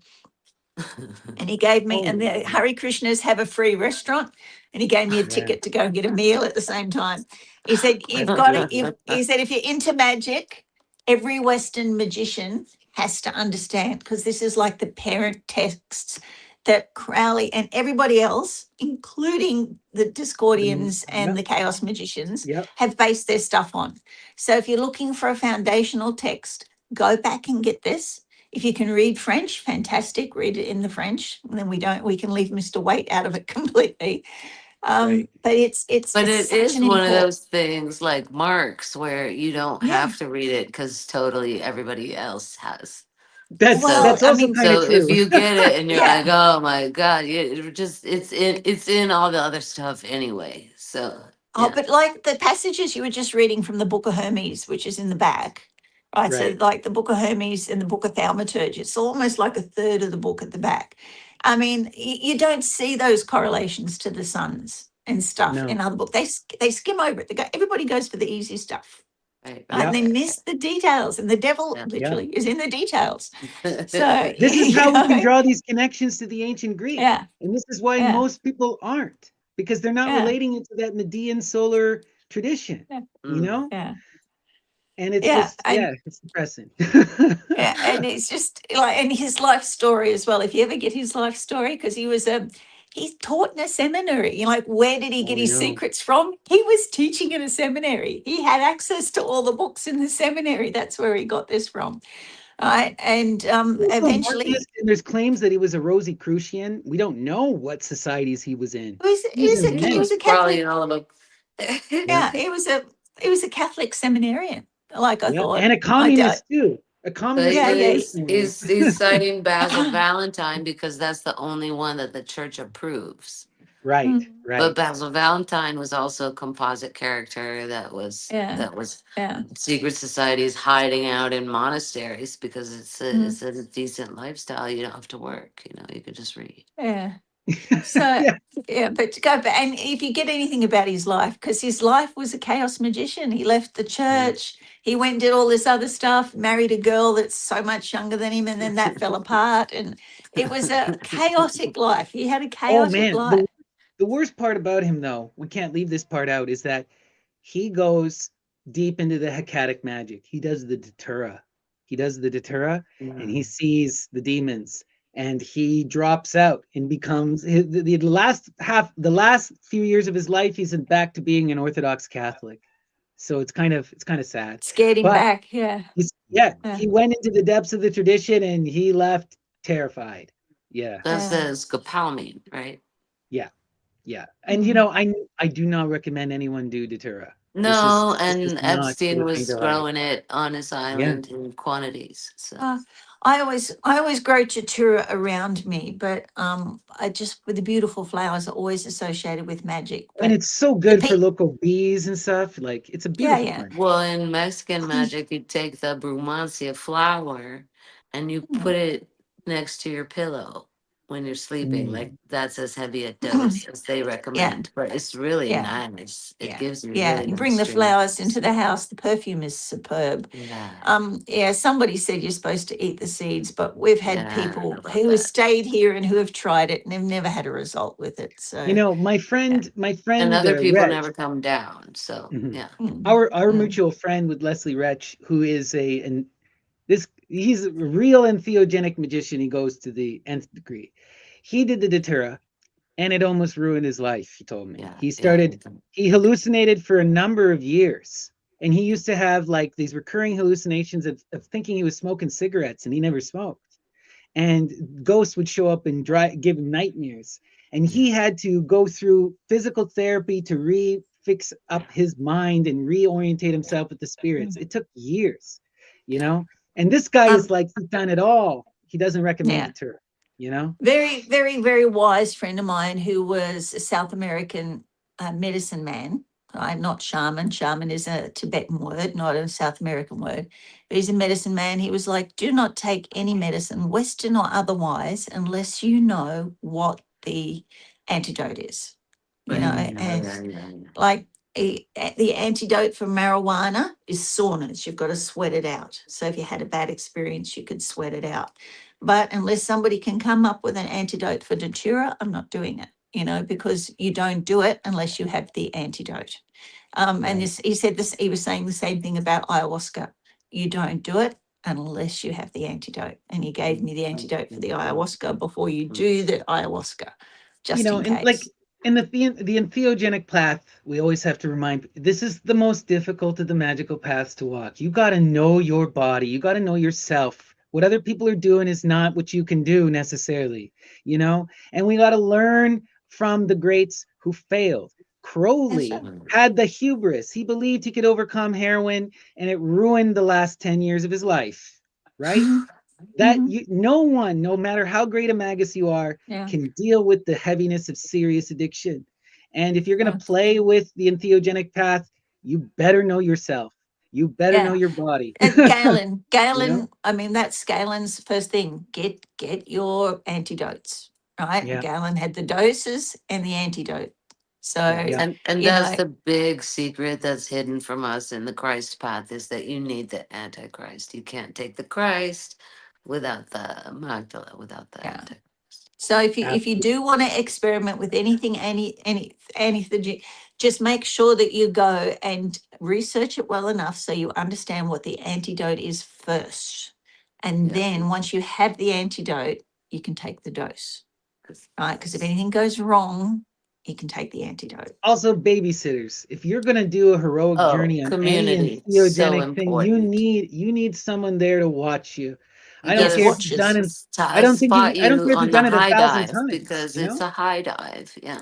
Yeah, it's no, a high I dive. had some friends come over on the weekend and they watched me perform. I was doing music on the weekend. And then they were like, yeah, and you can watch us do mushrooms, because I'm very famous for watching people. And I'm going, not now, guys. Let's plan it, because like I also do ibogaine with people. You know, I help them through that, because ibogaine itself is an antidote.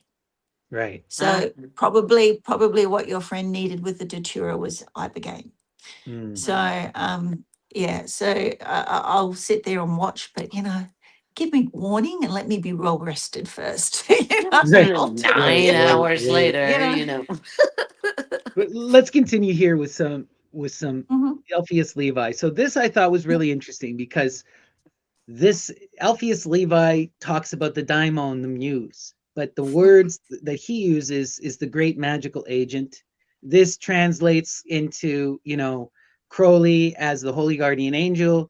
This translates into Spare as the Kia, and that's what we see in chaos magic. Generally, they use the Kia, but later writers take their own spin on this, you know. But this idea manages to survive throughout these traditions, right? And this is what Levi has to say. He says, the great magical agent by us termed the astral light, by others the soul of the earth. So when he says the soul of the earth, he's really talking about the world soul. So this is a direct reference to the Orphic nurse goddess Hepta, as well as Aphrodite, Urania, and Lucifer. So these are the three within the Greek tradition that are generally associated with the world soul. And these are the energies that initiate you, right? Aphrodite, Urania is the highest perfected muse. In the tarot, this would be the high priestess, right? That energy that calls you into the divine imitation. And then Lucifer, of course, would be the devil, the shaman, right? The person, the full moon, who forces you to look at yourself and confront yourself. You have to overcome your limits, right? So, okay, so let's see. The magnesia is his word for the antidote. Yes, right? And designed by the old chemists under the names of Azoth and Magnesia. So he sees Azoth as Aphrodite Urania, right? As that world soul. and he sees, right, the magnesia as that, you know, as that force that is going to be that, you know, that muse, right? Don't know if So you can this, see that. what is that? That's the Azov. Oh, It's on. wow, beautiful. Yeah, Oh, it was cool. my original reading table when I first started reading. That was Oh, I my love it. That's great. yeah, Yeah, yeah. Leslie was showing that us the other day. That's a beautiful one. Great drawing. So, Yeah. okay, let's keep going here. So it says, right, this occult, sorry, it says, old designated by old chemists under the name Azoth and Magnesia. This occult, unique, and indubitable force is the key of all empire, the secret of all power. It is the winged dragon of Medea, the serpent of Edenic mystery. It is the universal glass of vision, the bond of sympathies, the source of love, prophecy, and glory. They connect the muse directly with the serpent. Eliphas Levi gets the Delphi Dracon. He understands the feminine being satirized. He recognizes it even though he's a Catholic. This, when I first read it, blew my mind, you know, because I didn't think he got it that well. I didn't think he was going to reference Medea, you know, but Oh, he that's the understands. thing. You understand there's a lot going on in those monasteries. Right, A right, lot going on. right. They're not just patriarchal nightmare hellholes, you know. No, they're not just That's my saying the general Lord's Prayer perception. all over and over and over again. Just don't believe it for a minute, you know. Right. Don't believe it for a minute. So Yeah. let's So, so that's but gonna it's end it. also Sorry. the astral light and the universal glass of vision. So that's relating Mm, Medea and the mm, dragon to this mm. light that brings the visions in as well.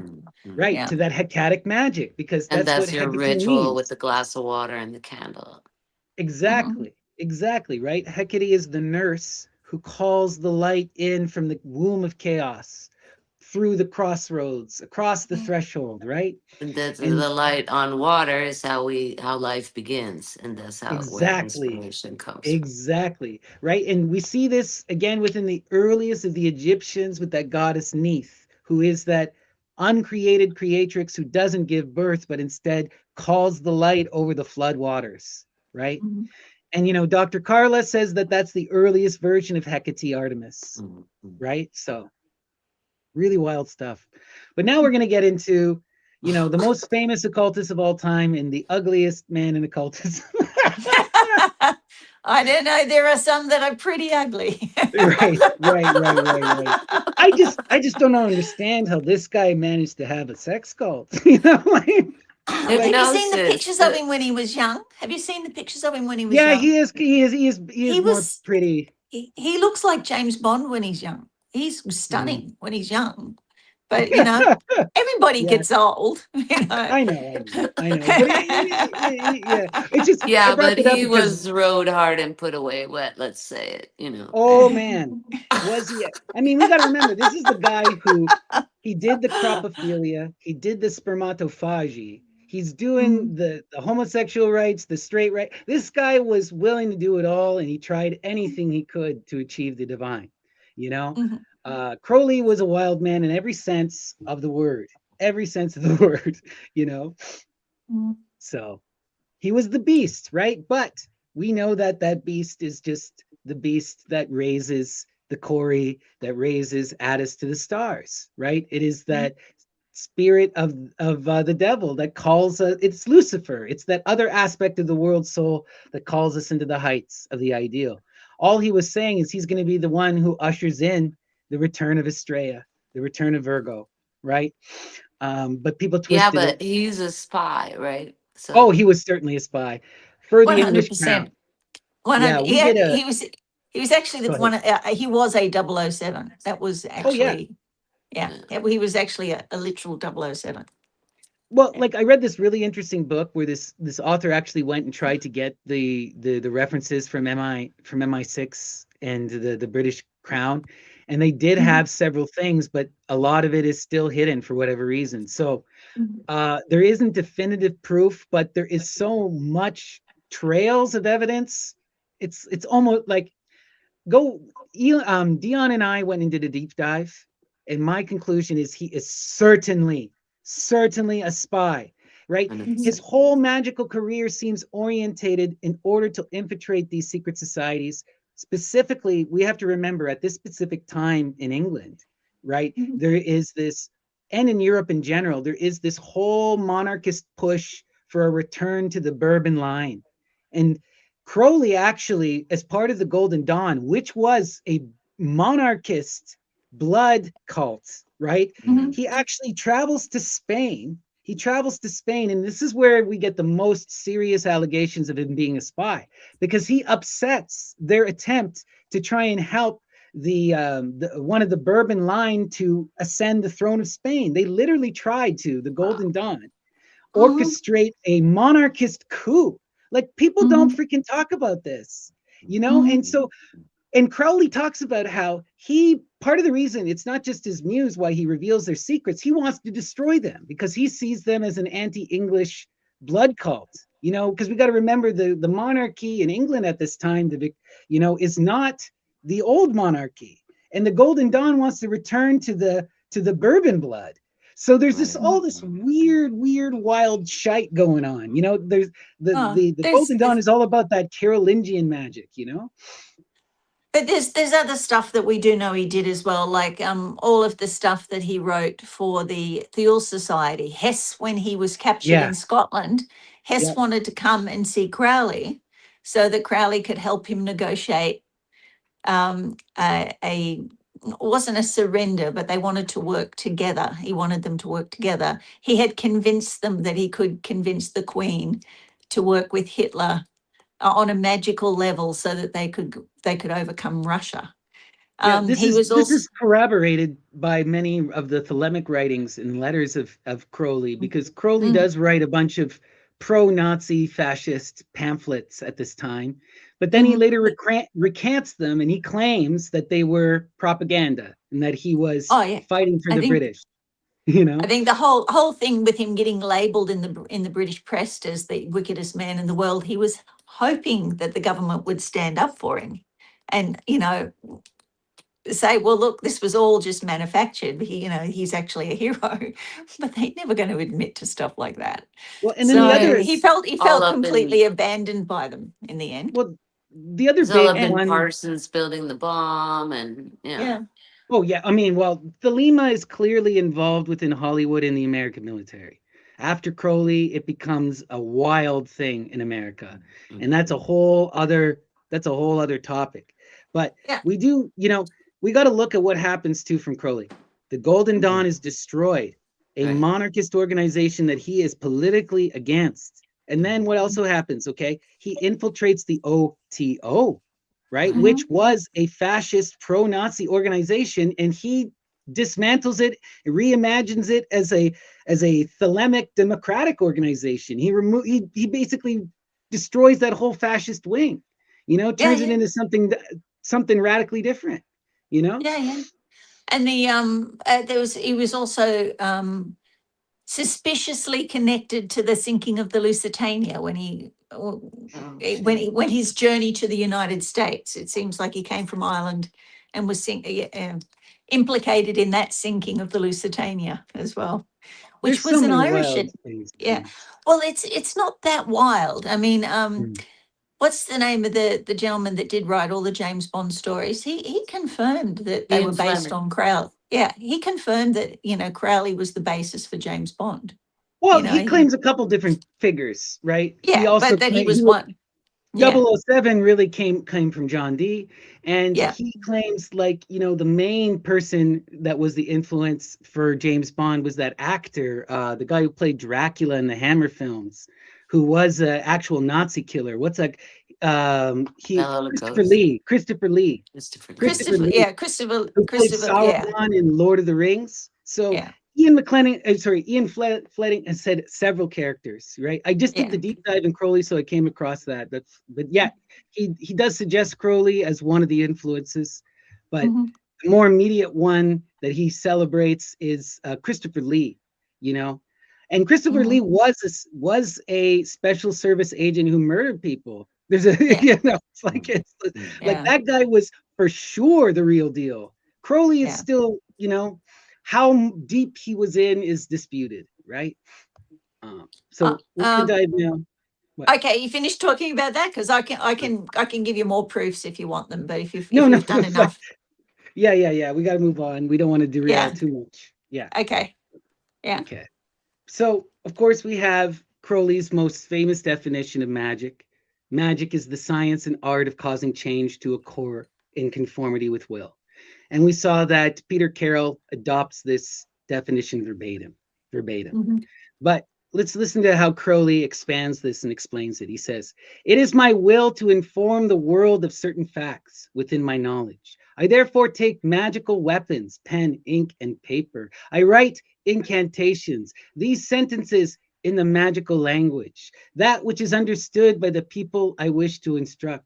I call forth spirits such as printers, publishers, booksellers, and so forth, and constrain them to convey my message to those people. The composition and distribution of this book is thus an act of magic by which I cause changes to take place in conformity with my will." So now you're seeing how all of this kind of hyper sigil magic works. So I talked to you briefly about this before, Leslie. So we have the basic idea of a sigil, which is to empower a symbol. A hyper sigil is a piece of is a story, or is a some empowered piece of art that can really change reality. So Crowley writes the book 4, which Shay has there, as a mhm, portal. He writes it as a portal to change reality. It is a mhm, manifestation of his will. And we had talked earlier about that guy, Grant Morrison. I had mentioned the Chaos Magician. He writes his comic book, The Invisibles, as a hyper sigil to mhm, send himself through an alchemical transformation, and he does. Or we see this, of course, with Alan Moore. Alan Moore has talked about this several times. V for Vendetta, he wrote as a magical hyper sigil to try and spread anarchy. And then what happens as a result? His iconography, right, of that V mask becomes synonymous with anonymous. And it winds up leading to all of this kind of anarchist stuff. mhm. So really, really, But really the wild. talismanic books is a very old thing. Oh yeah, And you're very starting old. with the Emerald Tablet and going forward. And it's Absolutely. But what I want to see here is that this, though, Crowley's formulating it in a postmodern philosophical Yes. framework, Yeah. You right? mhm, can do it in a This is the paperback. Yeah. beginning of That's chaos different. magic. This is like the real beginning of chaos magic is right here, you know? mhm. And the hyper sigil with the V for Vendetta was when we had the lockdowns, right? We had the potentially a manufactured disease that nearly caused a revolution around the world, and a leaning. It definitely caused that shift to go further towards the right again and away from the left. So, which is what all happened. Alan Moore predicted this, or did he make the sigil that made it come about? So, got to be careful what you Mm, do with chaos magic. right, right, Yeah. right. Well, I hope there's another book that he did that is my favorite. It's called Promethea, and it's an exploration of the tarot and the Median magical tradition. And Mm, he's using that to summon Estrella, the Virgo. So I hope mhm. that sigil works. Yes. You know, Yeah, we've got to get that more out into public consciousness. Yeah. right? Everyone go read Promethea by Alan Moore. It'll teach you the Yeah. tarot. Okay. All right. So we'll get into more of his concepts. We really got to get into the will with Crowley because we saw the will in Levi, but it really becomes this all important idea in Crowley. So Crowley formulates this uh, every man and every woman is a star. That is, every human being is intrinsically an independent individual with his own proper character and proper motion, right? Every man and every woman has a course, depending partly on the self and partly on the environment, which is natural and necessary for each. Anyone who is forced from his own course, either through non understanding himself or through external opposition, comes into conflict with the order of the universe and suffers accordingly. So we see this explicitly talked about within the Dionysian traditions. You have to find that magical balanced middle path, the true will, where you are in harmony, where you're living your true self, but as part of the tapestry of the unfolding of nature. And so this is where the true will is. The true will be you living your purpose, fulfilling your desire, but in harmony, harming none, as a part of the community. And you will cause a healing for the rest of the community, you know? And says, okay, so the next part, it says, a man whose conscious will is at odds with his true will is wasting his strength. He cannot hope to influence his environment efficiently. And so what we see here is that this is where we get into this kind of Jungian psychology, right? Where it's the self in conflict with the self, the lust for desire and results, and the ego in the fear. And that, you know, in the tarot, this would be representative of like the Seven of Swords, right? The feudalistic thinking. It's that kind of energy which is the bane of will magic, right? It's that which can take you off the course, self-doubt and fear, right? So it says the magical will is in essence twofold, for it presupposes a beginning and an end. To will to be a thing is to admit that you are not that thing. Hence, to will anything but the supreme thing is to wander still further from it. Any will but that to give up the self to the beloved is black magic. Yet this surrender is so simple an act that to our complex minds it is the most difficult of all acts, and hence training is necessary. So I wanted to show this because it really explains Crowley's perspective here. So Crowley is not a chaos magician, even though he formulates kind of the chaos magician philosophy.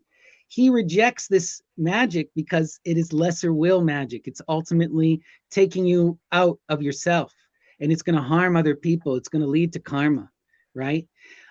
Which we see Peter Carroll directly rejects. He says we need that karma. You want to explore your will. Where Crowley is like, no, you got to try and find your true will. These limited desires are stupid.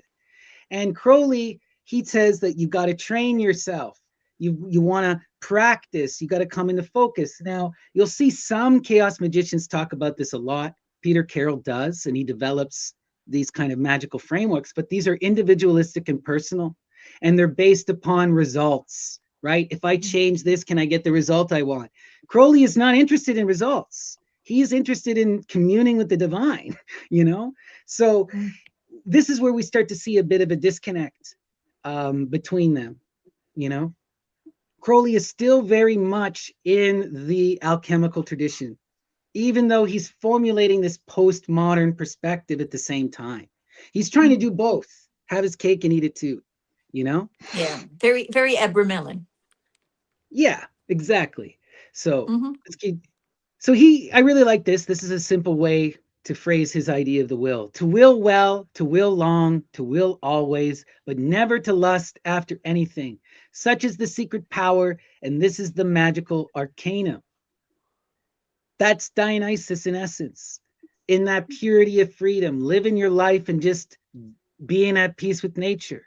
You know, when I read something like this tells me that the indigenous people who are still living in the Amazon, they know it, they're living their true will. They're more sacred than the rest of us, you know, like quite literally, you But know, then he has trouble, you know, then when he dies of lust. Like then when he he does. I think there's the part where That's a good what's point. that fella you sent me, the Scottish fella, where he says the problem is you Grant have a Morrison. pyramid at all. Because Yeah, when you get to the top of the pyramid, that's when you're surrounded by yes men and you can't tell the forest for the trees at that point. And absolutely. that's the, that's one of those harder they fall kind of fables. Is here he postulated this, and then he descended into misogyny and addiction. Absolutely. And that can never be discarded, you know. He did abuse all of his sacred women. The only woman that I've been able to find who had a really good, like, magical relationship with him was Lady Frida Harris, and she paid him, you know? Well, and there was the, if I've been trying to remember her name, she was the American sexologist, and uh, and she provided birth control, herbal birth control, and information, and she died in prison. But Mm, she had Heavenly Bridegrooms is the book written about her, and by Okay, I'll have Versha to check. I'm Carroll. not familiar. That's wild. That's Yeah, beautiful. she was amazing, and she had well, apart from the fact that obviously she was sexually active, and it was Mm, less taboo to say that she had a spirit lover. right. So Yeah, her name is so Ida Craddock. eso. Ida Craddock is who you're talking about. And Crowley collected, information about all these spontaneous, she was a Yeah. spontaneous event. Her mother was a pot dealer. She sold Mm, a you can get the Yeah. Craddock marijuana tincture bottle on eBay for a large Yeah. sum of money. But that was really she was a medium from the beginning, and she noticed that Mm. the people came, they brought their spirits with them, and she would interact. And so then one of the mother's clients passed away, and he became her spirit lover. And so she claimed that that's where she got all the information that she then shared with women about how to or how not to get pregnant and stuff like Yeah. that. And Yeah. Crowley But I shipped her don't. over to England to put her in a trance and take notes of everything she said. Yeah. I've actually re-released a collection of her works, all her works collected, and I do an intro to that. Yeah. So if you have a oh, look, that's you'll be able to beautiful. find that. But Yeah. she was quite amazing with regard to the suffragette movement, getting Yeah. women the vote. She Yeah. used to counsel people. How she got in trouble was she was actually doing relationship counseling in the early days. She was very, very early days of relationship counseling. And this guy wrote in the newspaper, "How the hell can you counsel couples? You're a spinster." And she went, "Well, I've had many lovers, but they've just been in spirit."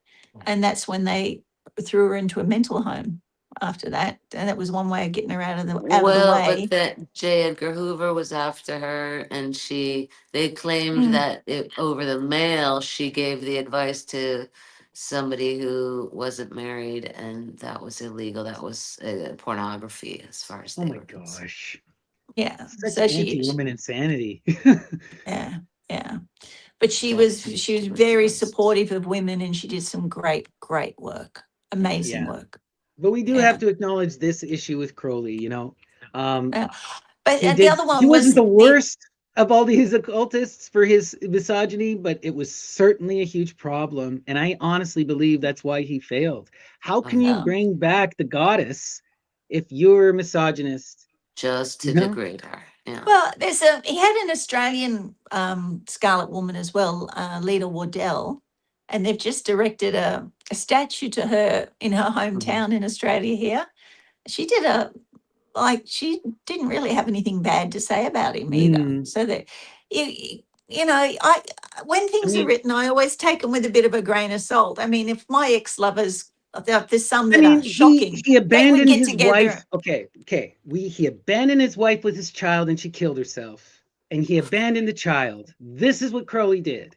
Okay, Yeah. Yeah. that he was awful, awful in many ways to women, and it Oh, cannot be Yeah, but denied. as she's saying, oh, just some but women. she, And, all right. So she was a really abusive alcoholic when you read her story.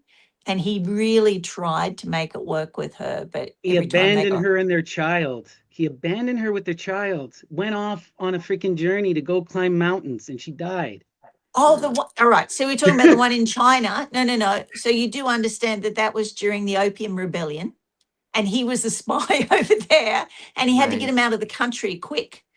So he put the two of them on a ship to get him out of the country, and the ship was less than hygienic, and the I don't daughter know. I don't contract. know. Crowley has Anyway, huge a- problems with the after feminine.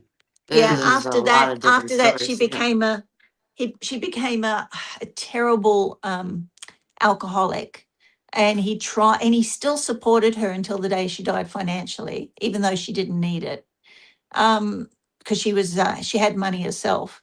But he tried very hard to put that relationship back together. But after the first child All died. of his kids distance himself from him. You I don't know. We don't need to get into it, but I think Crowley is largely amoral and egoic, and that is his big issue. He Mm, dies broken alone, Mm. largely. So, but yeah, let's continue. So, uh, mhm. The supreme and complete ritual is therefore the invocation of the holy guardian angel, or in the language of mysticism, union with God. So this again connects to that idea of the astral light, the Kia, and this great work. Right, the great work is the raising of the whole man in perfect balance to the power of affinity. So we see this explicitly within the tarot, right? The fool rises up and becomes the universe, becomes that great mother energy, and this is the whole path. The great work is the uniting of the macro with the micro and the macro. The supreme and complete ritual is therefore the invocation of the holy guardian angel, right? Which he takes from Abramelin. But as we saw, this astral lights, astral agent, the daimon, the muse, this is a much earlier magical tradition. So the great work is the accomplishment of the will of the adept, which is the will of the universe expressed in terms of his own individuality. So the true will, right, is when the micro and the macro unite. So your own individual universe unites with the universe we all share, and you come into perfected harmony, right? So this is the ultimate ideal, right? The great work is the raising of the whole man to the power of infinity. It is the making of a god out of man. It is the completion of the alchemical process, the transmutation of the base metal of the human nature into the pure gold of divine nature. So now we're seeing that we've completely abandoned the chemistry, and we're now in the pure philosophy of alchemy. And he's saying that this alchemical work is the invocation of the guardian angel, and that the true will is the whole, fulfilling the true will is the whole of the path, So this is where we're starting to see more of that, chaos magic tradition coming into play. Because we're breaking away from some of that more ritualized stuff, even though Crowley keeps a lot of ritual. Ultimately, he's saying that we're going to leave all this.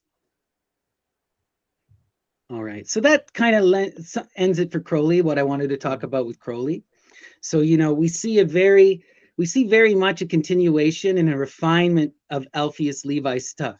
But the big things that Crowley does is introduce scientific perspective, introduce postmodernism, and bring it down into this kind of universal mode. The big thing is that the chaos magicians love about Crowley is he democratizes magic. Anyone who's conscious can do magic, right? There's no need for an initiation. And at least the initial initiation, just being born, that's your initial initiation, So, and then what he does is he brings in all of that alchemical practice and all of these different magical traditions into a kind of a synthesis. And he utilizes it all for that single purpose of realizing the true self. So he takes from Tantra, he takes from Chinese Buddhism, he takes from, everywhere and anywhere he can get. As we were saying, Crowley was willing to try anything. He even tried the croprophilia, what anyone was doing, if it could lead to the divine, he was willing to incorporate it into his science, And so that kind of perspective is really what informs the chaos magicians. And this is still us trying to recover from the Spanish Inquisition, because we lost Absolutely. everything. And so we're grabbing from anywhere and trying to piece it back together, everything we lost. Right, right. Like he's telling us, well, he doesn't tell us this, but we saw in Levi. Levi is really connecting to that Median occulted tradition. And he just gives you slight hints about it. But Crowley, he's kind of seeing, like Levi, he sees the truth everywhere, but Crowley is really engaged in this process of pulling that out of matter, these modern magicians with Crowley it's not that they stop going to tradition, but now they also look to themselves and they look to nature, right? They start realizing that they can experience the divine in their own means, right? And that they can develop their own symbol set. And this is really where we get our next figure. Whereas Levi is an initiate operating in a tradition. He's not grasping, he's not lost. No, he's not grasping, he's not lost, he's not making it up as he goes. Whereas the majority of these chaos magicians are willfully making it up as they go. That's part of the process, right? And that's the big and Crowley is doing that to a certain degree because he's going and exploring all of these things. Like Shay brought up the PGM. Crowley famously adapts the Stella of Jew into his headless rite, which becomes one of the most important magical rites. But that is from the PGM originally. But he adapts it for his own purposes, you know? And this is something that was considered anathema, right? You weren't supposed to adapt in according to Levi. You were supposed to follow the tradition. You know, we see but also you Crowley, have to have one to be following to do that. right? You know, like And then it Crowley turns famous, into this elite thing, you know. right? Well, like Crowley does have attempts to follow legit traditions. Like he gets access to the Abramelin working. He buys the Boleskine house and he starts doing it. But what does he find? He gets bored. He can't do the 6 months work. He doesn't want to. So he gives it up and tries to do something else, you know? Oh, that's not quite how it happened. He got involved in that whole Golden Dawn thing, and he got called away. He got called away. He was very upset that he got interrupted in the middle of it. He always had the but intention to go back. later on, he also writes about it, and he says that he doesn't think it would work, and he doesn't want. By the end of his life, he's like, I've already experienced that whole working. You don't need to do it, Yeah, and he it experienced can it in cause. other. Yeah, that working, like I've been to Boleskine, and it's definitely something there, but it with that working, the working can cause psychosis. You're supposed to keep yourself concealed and not have any contact with anybody except the woman that brings you your food and does your laundry for 6 months. 6 months of isolation. It's like it sends you nuts. It does send you nuts, that working. So It's you that have to kind be of very, desert father magic, It comes out of that stuff, and that Egyptian magic. But but ultimately Crowley moved beyond that. He found himself fulfilled in other ways, right? But it was interesting. He did go back to Boleskine and complete. He did complete the ritual, but it was the shortened. He didn't go back to the start of it. He just did a little bit at the end. Yeah. Yeah, for sure. So we got here now Osman Spare. So Osman Spare is widely considered to be the main kind of magical force behind chaos magic. He's kind of a radical individual in every sense of the word. And he is the one who really radically breaks with tradition. Where Crowley does to a certain extent, Crowley plays with tradition. Osman Spare, he abandons it. He hates it, he dismisses it, and he is all about coming into this self-love. He writes he writes a bunch of these really amazing magical books, but his most important famous one is called The Book of Pleasure, or The Book of Self-Love. But when he's talking about the self, he's talking about the highest self as the universal all, and connecting the one to the many, the uniting, again, this idea of this great work, but seen through this individual perspective again. So he's trying to unite the micro and the macro, but he's seeing it all through his own personal individual perspective, and he's rejecting everyone else. And this is a wild thing because we don't really see this before Osman Spare, that complete and utter radical rejection, And we had talked about the automatic painting. So this is a picture of him doing the automatic painting, where he would go into a trance state and would free paint, right? So this is the book that I'm going to be breaking down, Ethos, and it contains several of his short writings, The Book of Pleasure, The Witch's Sabbath, and a couple others. So his writing is a bit awkward, so we may have to unpack some of it, but let's see what he has to say about magic. He says, magic, the reduction of properties to simplicity, making them transmutable, to utilize them afresh by direction without capitulization, bearing fruit many times, no deliberation over consciousness, and concentration to be its resistance and sycophancy, the ultimate requirement of idiocy. So again, we see this wanting to enter into that fool magic, that Dionysian madness. When you're in that childlike wonder without care, without desire, when you are not trying to project any understanding upon reality, that's when you can really engage in the heights of the magical, right? And again, we see this idea really formulated within Carroll, because Carroll, as we saw with the sigil magic, he tells you to burn your sigils. You want to forget the magical work. You want to be in that purity of childlike wonder and reception, you know? And this is kind of a complete departure from what we saw in Levi, where he's all about that absolute concentration. We're trying to realize the alchemical in the world, right? And so that we can realize the divine in the self. Whereas Spar is like, no, you know, I'm not doing any of that, right? So let's keep going here. It says, magic is but one's natural ability to attract without asking. Ceremony, what is unaffected. Its doctrine, the negation of theirs. So for him, magic is the will, absolutely, right? They are synonymous for Spare, right? All magic takes on its own color. There is neither black nor white Sabbath. The ethical criterion of all acts, whether they are antisocial or evil, motivates.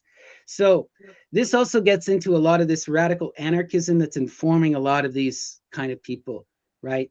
A big person that comes out at this time, and we're not sure if Spar read them, but Spar is in the zeitgeist, right? We have a lot of this egoic anarchism, and we're going to talk about it in our next episode with Max Stirner, which is this rejection of the macro and a reducing of the world to the individual, and saying that everything outside of the individual is a spook. It's propaganda. It's designed to try and control us. And the big concern with Spar was radical self-love and freedom, and to break free of the law, to break free of morality. He saw that all of these things were coloring and distorting the true nature of the world, which was all about love and bliss, and that we were meant to make love to each other and to live in this kind of childlike, wonder and innocence. So, says magic takes on. For the purpose of life is pleasure, and the re-originators are the chosen few. Right. So he says that the purpose of life is for pleasure. But he also, the one thing about Spar is he does believe that most people are falling for propaganda. Most people are getting caught up in religion or law or in other people's ideas. He is really all about this kind of spook idea. Everyone is trying to influence my will and distort my reality. And I need to push everything out and go totally into the self, right? Everyone, the chosen few are the ones who can truly be themselves and can reject the outside world, right? What do you guys think of this and how So different he is? what's the thread? We're going from Plato to Rousseau, like how he's So, not born in a so vacuum. yeah, so Max Stirner comes out as a reaction to Hegel, right? To Right. the to Hegelian criticism. And it's this idea, within a lot of this within a lot of the Western philosophy, right? They're trying to create, like you mentioned Plato, right? This idea of the noble lie, and that ideas have a life of their own, and ideas can manipulate and shape your perspective and your will. By the time we get to Max Stirner's rejecting all philosophy as like an evil imposition designed to imprison us.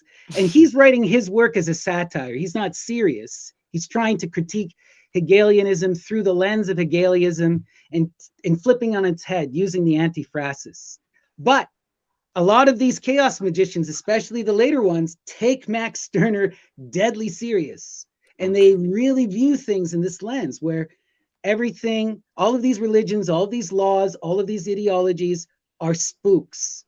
That's the term that Stirner uses. They're these energies that are trying to usurp your mind, to define yourself. So for Spar, he has to reject everyone else's ideas, right? He has to be entirely within himself. To know the self is to be within for him. He rejects, like, we see within the Greek tradition, to know the self is to see yourself reflected in the other. You And have to so all explore societal reality. creation is fake. Right. And what's real is the self in nature. Exactly. There's nothing besides the self in nature that is real. Everything else is a construct. you know, according to Spar, and he's trying to return to this kind of enlightened perspective, this magical fool, you know. Call some AUADHD on that. I wouldn't Yeah, be well, surprised. I would yeah. not be surprised. You know, Uh, he's clearly a radical individual, you know. yeah, I What do do you want to say, see Jane? him. Well, just being the devil's advocate, because everything you both said is 100% true.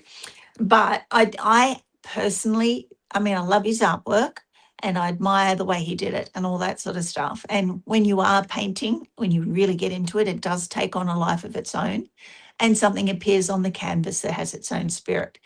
Yes, that's all true. But do see him. I can't not see him as the pretty, spoiled mama's boy who just liked doing things his own way, didn't like being told what to do, went Yeah, to I'm hearing uni, didn't stay in Some uni. Thoreau Yeah, vibes.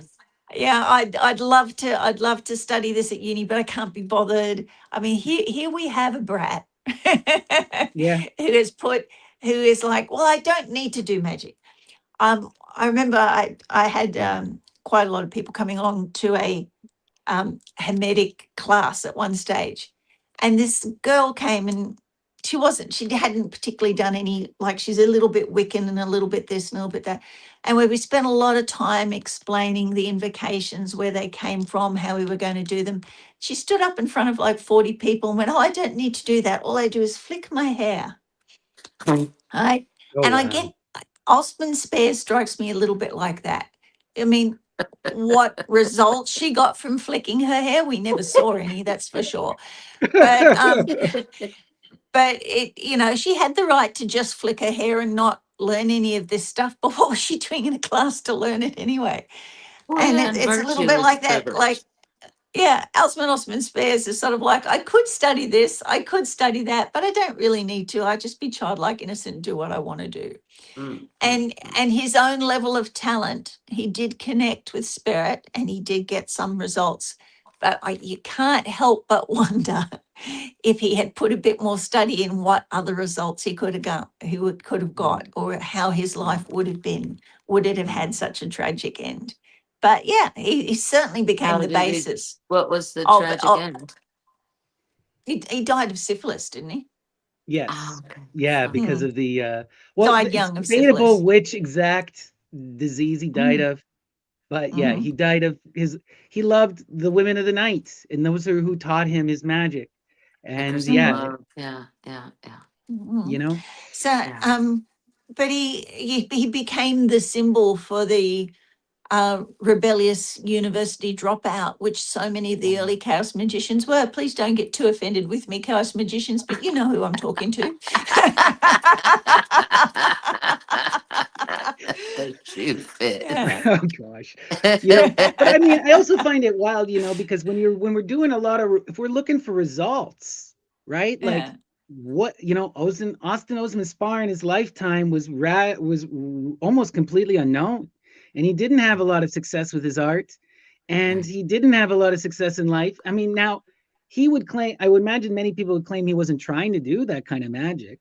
But you know, so Mm. many of I just find it interesting because so many of the magicians are so focused on results, and then you look at their spiritual, one of their spiritual founders, and he didn't have too many good results. I Mm, mean, we're No. still talking about him, so there's clearly something to him.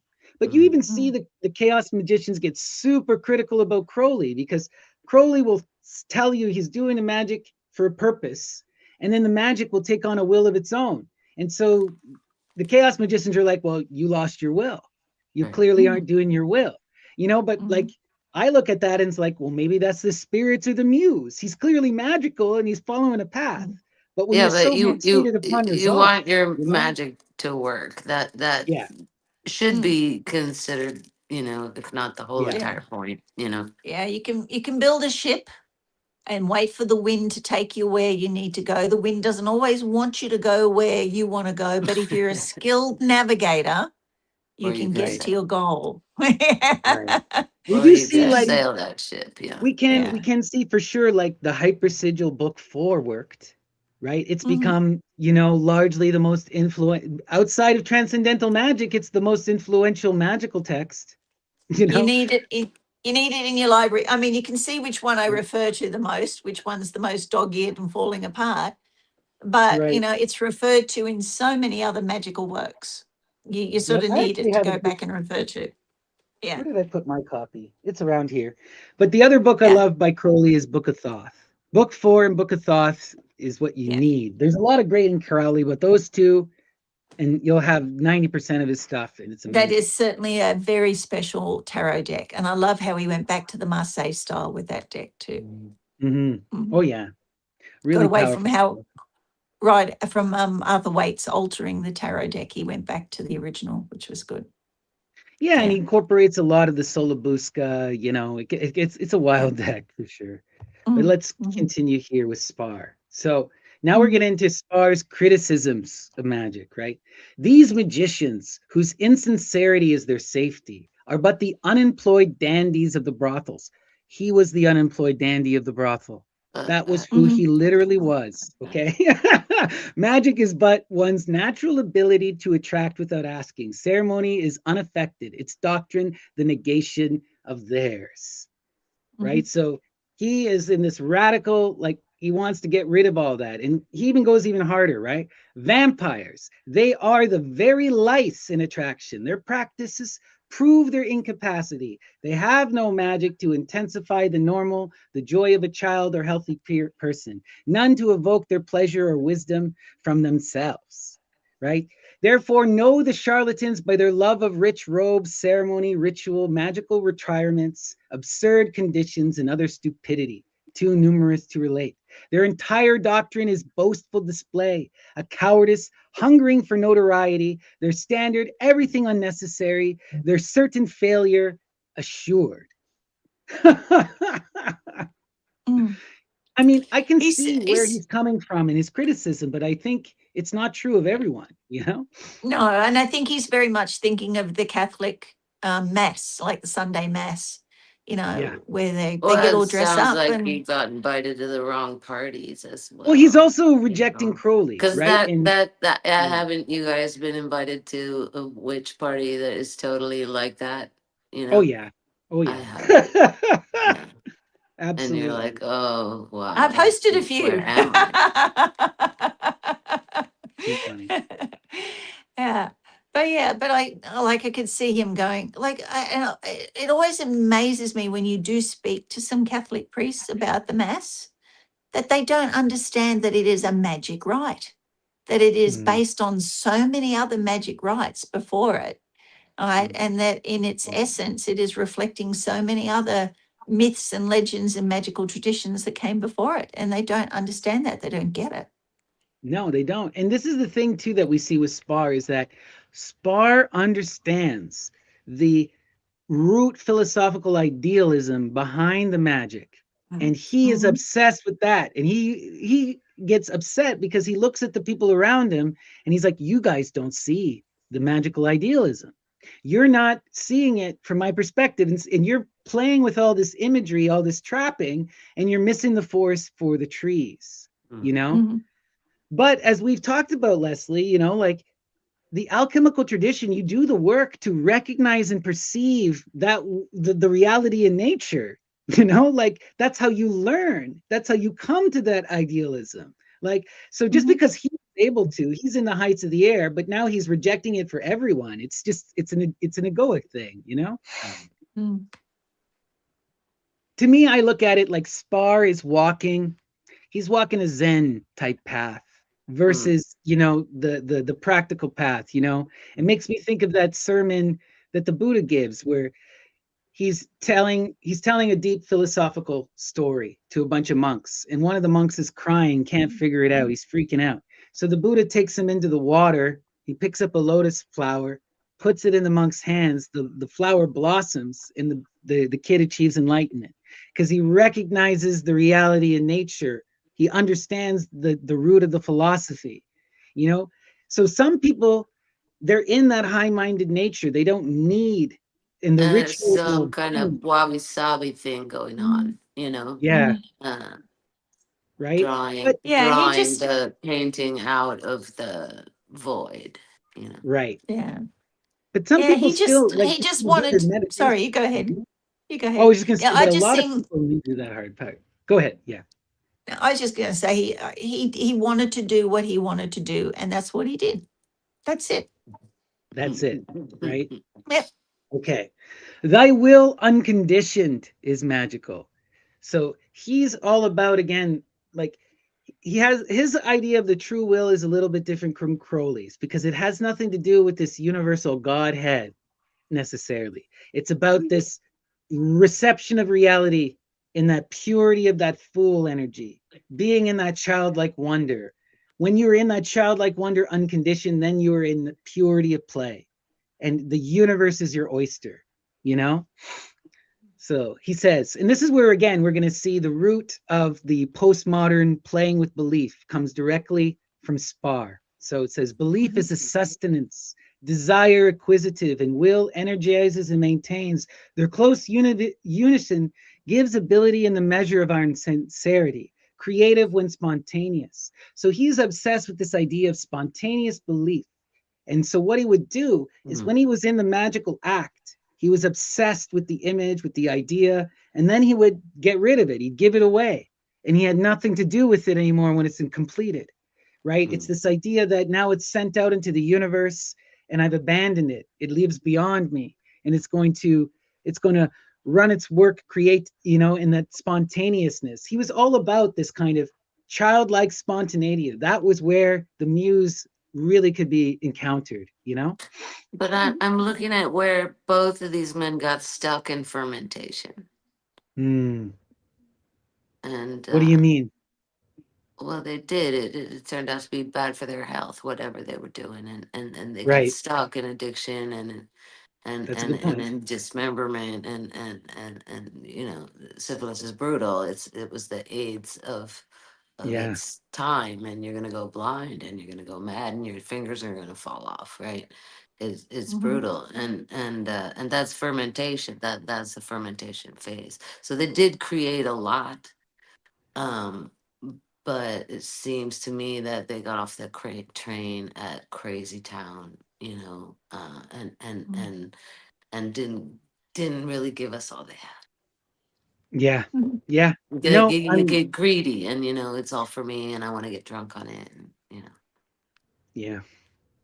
I definitely see some of that, So let's continue here. It says, will is the command to believe. Your will is what you have believed actively, willing belief for you. You think when it wishes. Will is complication, the means of a means. Call this will free or not. Beyond will and belief is self-love. I know no better name. So that's where he gets into this height of his concept of pleasure and self-love. For him, loving of the self and the exploration of the self was the highest form of magical realization. And we do see this, right? The Delphic tradition tells us, right, to know the self is the whole of the path. That's the axiom, right? So it says the self-love is now declared by me the means of evolving millions of ideas for pleasure without love, or its synonyms, self-reproach, sickness, old age, and death. The way of life is not by means. These doctrines, my doctrines, even though they allow the self-appointed devotee to emulate my realization, may I ever blush. So that's the other thing. You're never supposed to copy him, right? This is a radical individual perspective. And if you're even listening to him, you're doing it wrong, like. Yeah, what's the old saying? I want to be an individual just like everyone else. Right. So the new law shall be the arcana of the mystic unbalanced. So this is another thing, right? He's rejecting the middle path. He's rejecting that going down the middle, which was so essential to both Crowley and Levi. He's saying, no, it doesn't matter. What we want to do is explore what we love. And this may be why he destroys himself, right? It doesn't go into distillation, which is the middle path. Yeah, that's where you get right. Yeah. So the glorious science of pleasing oneself by a new agreement, the art of self-love by recognition, the psychology of ecstasy by non-resistance. So coming into that full acceptance and living your living in this, he was again always about this childlike wonder and that fool perspective. You had to be in that purity of acceptance, and you had to be in that purity of belief and will. And that's what would lead to true empowered realization and self-love, And this is where we get interesting too. So he uses this concept of the neither. And to me, this screams ancient Indian magic, So like, for example, within Tantra, you see this idea in the philosophy of Abhinavagupta. There's this idea that the one is not this and not that, neti, right? It's not this, it's not that, right? Or you have iti, it's this and that. You get these two, like neither would be Advaita Vedanta, and iti would be Tantra. So in Tantra, you get that wild acceptance. You're incorporating everything. And in Advaita Vedanta, you're rejecting everything, right? So within Spar, you're seeing this kind of Advaitist kind of perspective where he's in that rejection, right? As we saw earlier with his idea of everyone's perspective, everyone's ideas is plaguing him. He's like, it's, your true self is not this, it's not that, it's within you. You have to reject everything, right? Everything that's outside of the self. The I principle has reached the does not matter, need not be state, and is related to form, save and beyond it. There is no other, therefore it alone is complete and eternal. So again, we see this almost Indian style enlightenment of coming into almost a conception of Brahman, right? Absolute oneness with reality, like this experience of the universal all, right? Where you are beyond, you're in that, the micro and the macro is united. In that day, there can be deliberation without subjection. What you wish to believe can be true. He, the ego, now becomes the absolute, is pleased by this imitation. The truth revealed to me by all systems of government, but is himself ungoverned. Kia, the supreme bliss. So again, it's this idea of ascending to godhood and exploring the chaos fractal that we saw within Peter Carroll, right? If you achieve that true enlightenment, you should be able to experience all realities and be able to choose, right? So that's basically my presentation, and that's what I have to say about Spar. What do you guys think about Spar? Fantastic presentation. Yeah, very good presentation. But yeah, he was very much, one of the first proponents of, I am there, and therefore, because I exist, everything is, in my perception, everything is me, and you are me, and everything is me. Therefore, I can do whatever I want. So, yeah, I know. But he sounds like the soul of chaos magic, where the spirit would be to externalize everything.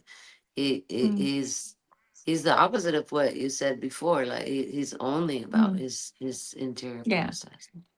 Yeah, he was the god of his comes own into that world. macro eventually. Yeah. Right. But it's like for him, you have to go within in order to experience the all, because everyone else is trying to distort your perspective, and it becomes this, like, he's this really radically antagonistic against every outside idea. It's wild, Yeah, he's the god of his multiverse, but his multiverse is only one small universe and doesn't acknowledge the others. So right.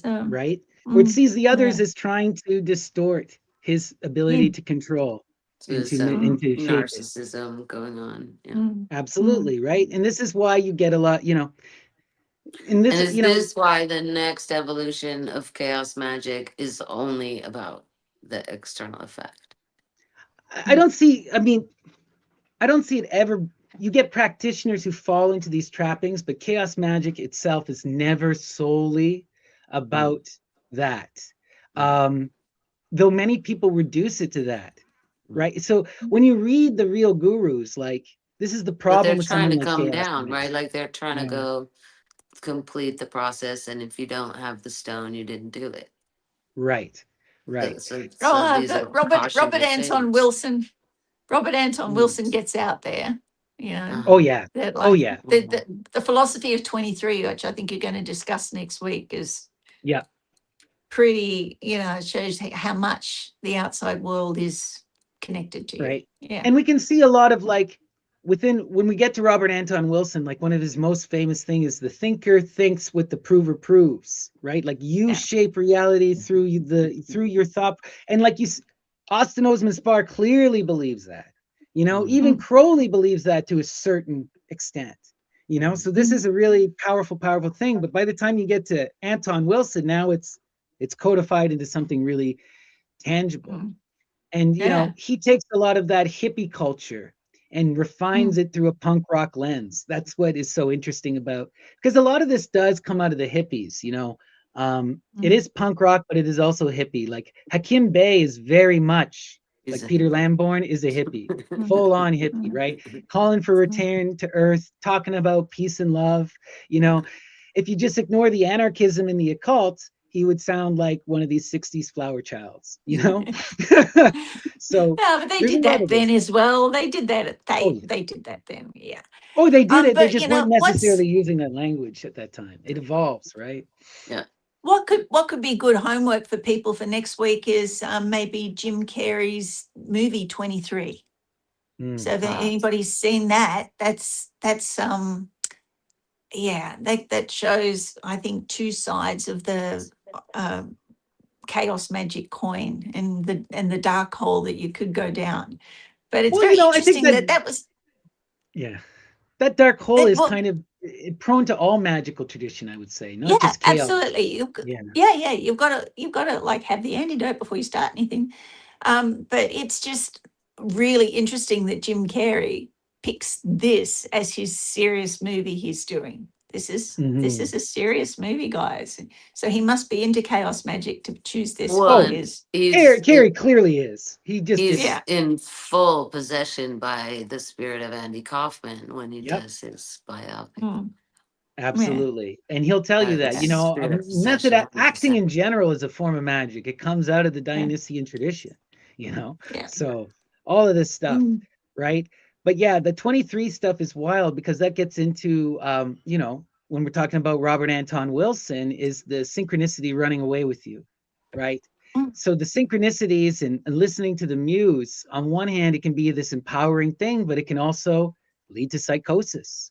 And like Leslie, mm, we've talked about this several times. If your spirits start telling you that you're God or you're great, this is a Special problem, specialness. right? And we see mm, this within Spar. I read a lot of Spar and I'm just like, man, like it's beautiful, but it's also you're the special. No wonder, mm. no wonder you went this Well, path. yeah, and that toxic, Yeah. that addiction is the devil you don't want, Yeah. that you got to Yeah. move through it. And I'll be very interested next week to see how many of our listeners, viewers have had a 23 experience, whether they've seen it, it's come up. Like my birthday's 23, so I'll get you started. So let's see where 23 comes up in people's lives before we catch up next week. Beautiful, beautiful. So that was our deep Yeah. dive in sort of the antecedents. We can see where Yeah. chaos magic came from. So we can see how it's still related to those older magical traditions, but it comes into this radical postmodernism, this anarchism, this playing with belief, that punk rock mentality. And we can see how some of it falls into this egoic, self-serving stuff, but a lot of it is still in that trying to heal the universe. We'll get into that by the time we get into more modern occultists like Genesis P-Orridge and others. But next week, what we're going to do is we're going to show the other side of the antecedents, which is the satire and which is the hippies. So we're going to look at Robert Anton Wilson. We're going to look at Principia Discordia, and we're going to talk about Max Stirner and anarchism. Mhm. So that'll be a fun episode. Yay. But And we'll talk you guys about have any Eris.